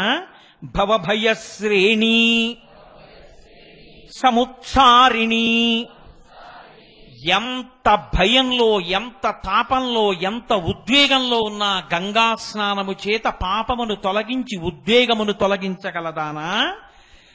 శేషాహేరనుకారిణి ఆదిశేషువు భూమి మీద పాకారనుకోండి, అది 1000 తలల పాము. ఆ పాము భూమి మీద పాకితే ఎలా ఉంటుందో గంగ ప్రవహిస్తున్నప్పుడు చూస్తే అలా ఉంటుంది. మీరు మనకి ఆ మానసాదేవి దేవాలయము అని చెప్పుంది హరిద్వార్ ఋషికేశ్ దగ్గరలో. మీరు అక్కడి నుంచి చూస్తే, ఆ కొండ నుంచి చూస్తే గంగా ప్రవాహాన్ని చూస్తే అది నిజంగా ఆదిశేషుడు పాకుతున్నట్టే ఉంటుంది. కాబట్టి శంకరాచార్యుల వారు అంటున్నారు, అమ్మా నువ్వు శేషాహేరనుకారిణి హరశిరో వల్లీదలాకారిణి. శంకరులే చెప్పాలంటే ఏది చెప్పినా ఆయన అంటారు హరశిరో వల్లీదలాకారిణి. పరమశివుని తలలో ఉండేటటువంటి జటాజూటములోంచి ఒక జట ఇలా కిందకి వేలాడిందనుకోండి, అది ఇలా వంకరలుగా వేలాడితే ఎలా ఉంటుందో అలా ప్రవహించే ఓ గంగా కాశీ ప్రాంత విహారిణి. కాశీ ఆ పేరెత్తితే చాలు. కాబట్టి విజయతే గంగా మనోహారిణి. నా మనస్సుని హరించి ఒక్కసారి ఆ గంగా వైభవం తలుచుకొని పొంగిపోయినంత మాత్రం చేత పాపములను తీయగలిగినటువంటి ఓ గంగా కాశీ ప్రాంత విహారిణి విజయతే గంగా మనోహారిణి. ఆయన అంటారు తర్వాత శ్లోకంలో, కుతో వీచిస్తవయది గతాలోచన పదం త్వమాపీతా పీతాంబరపుర నివాసం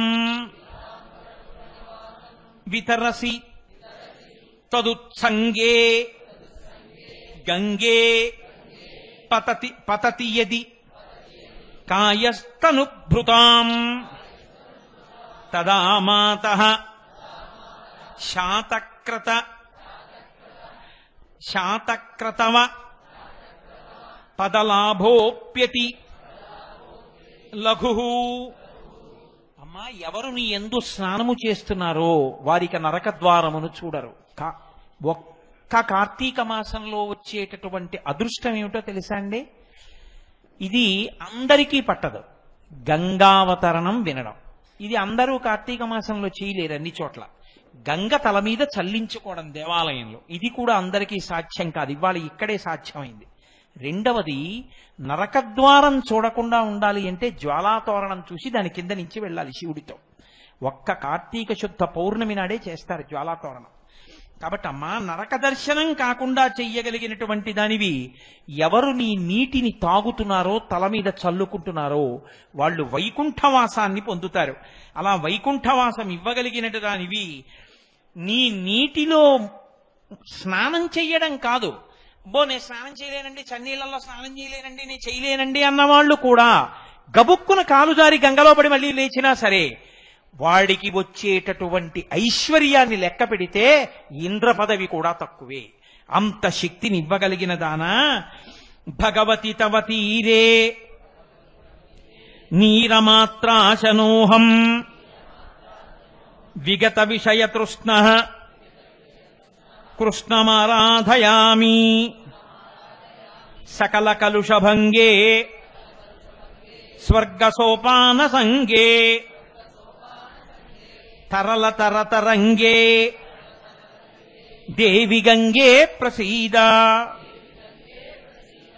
అమ్మా, నా జీవితంలో ఎప్పటికైనా నీవు ప్రవహించేటటువంటి ఆ గంగా తీరంలో కొన్నాళ్లు ఉండి రోజు గంగలో స్నానం చేసి గంగానది నీటిని తాగి గంగని ఆచమనం చేసి గంగతో అభిషేకం చేసి ప్రతిరోజు కృష్ణ భగవానుణ్ణి తులసి దళాలతో పూజిస్తూ నీ నదీ తీరంలో ఉండగలిగినటువంటి భాగ్యం అమ్మా నాకెప్పటికైనా కలుగుతుందా? అలా ఉన్నానో ఒక్కసారైనా నేను స్వర్గలోకము యొక్క మెట్లు ఎక్కిన వాడనవుతానమ్మా. అందుకని నా పట్ల ప్రసన్నురాలివి కాతల్లి. ఇది చిట్ట చివరి శ్లోకం. చక్కగా అందరూ చెప్పండి. మాతర్జాహ్నవి శంభు సంగమిలితే మౌళౌ నిధాయాంజలిం త్వత్తీరే వపుషోవసాన సమయే నారాయణాంఘ్రిద్వయం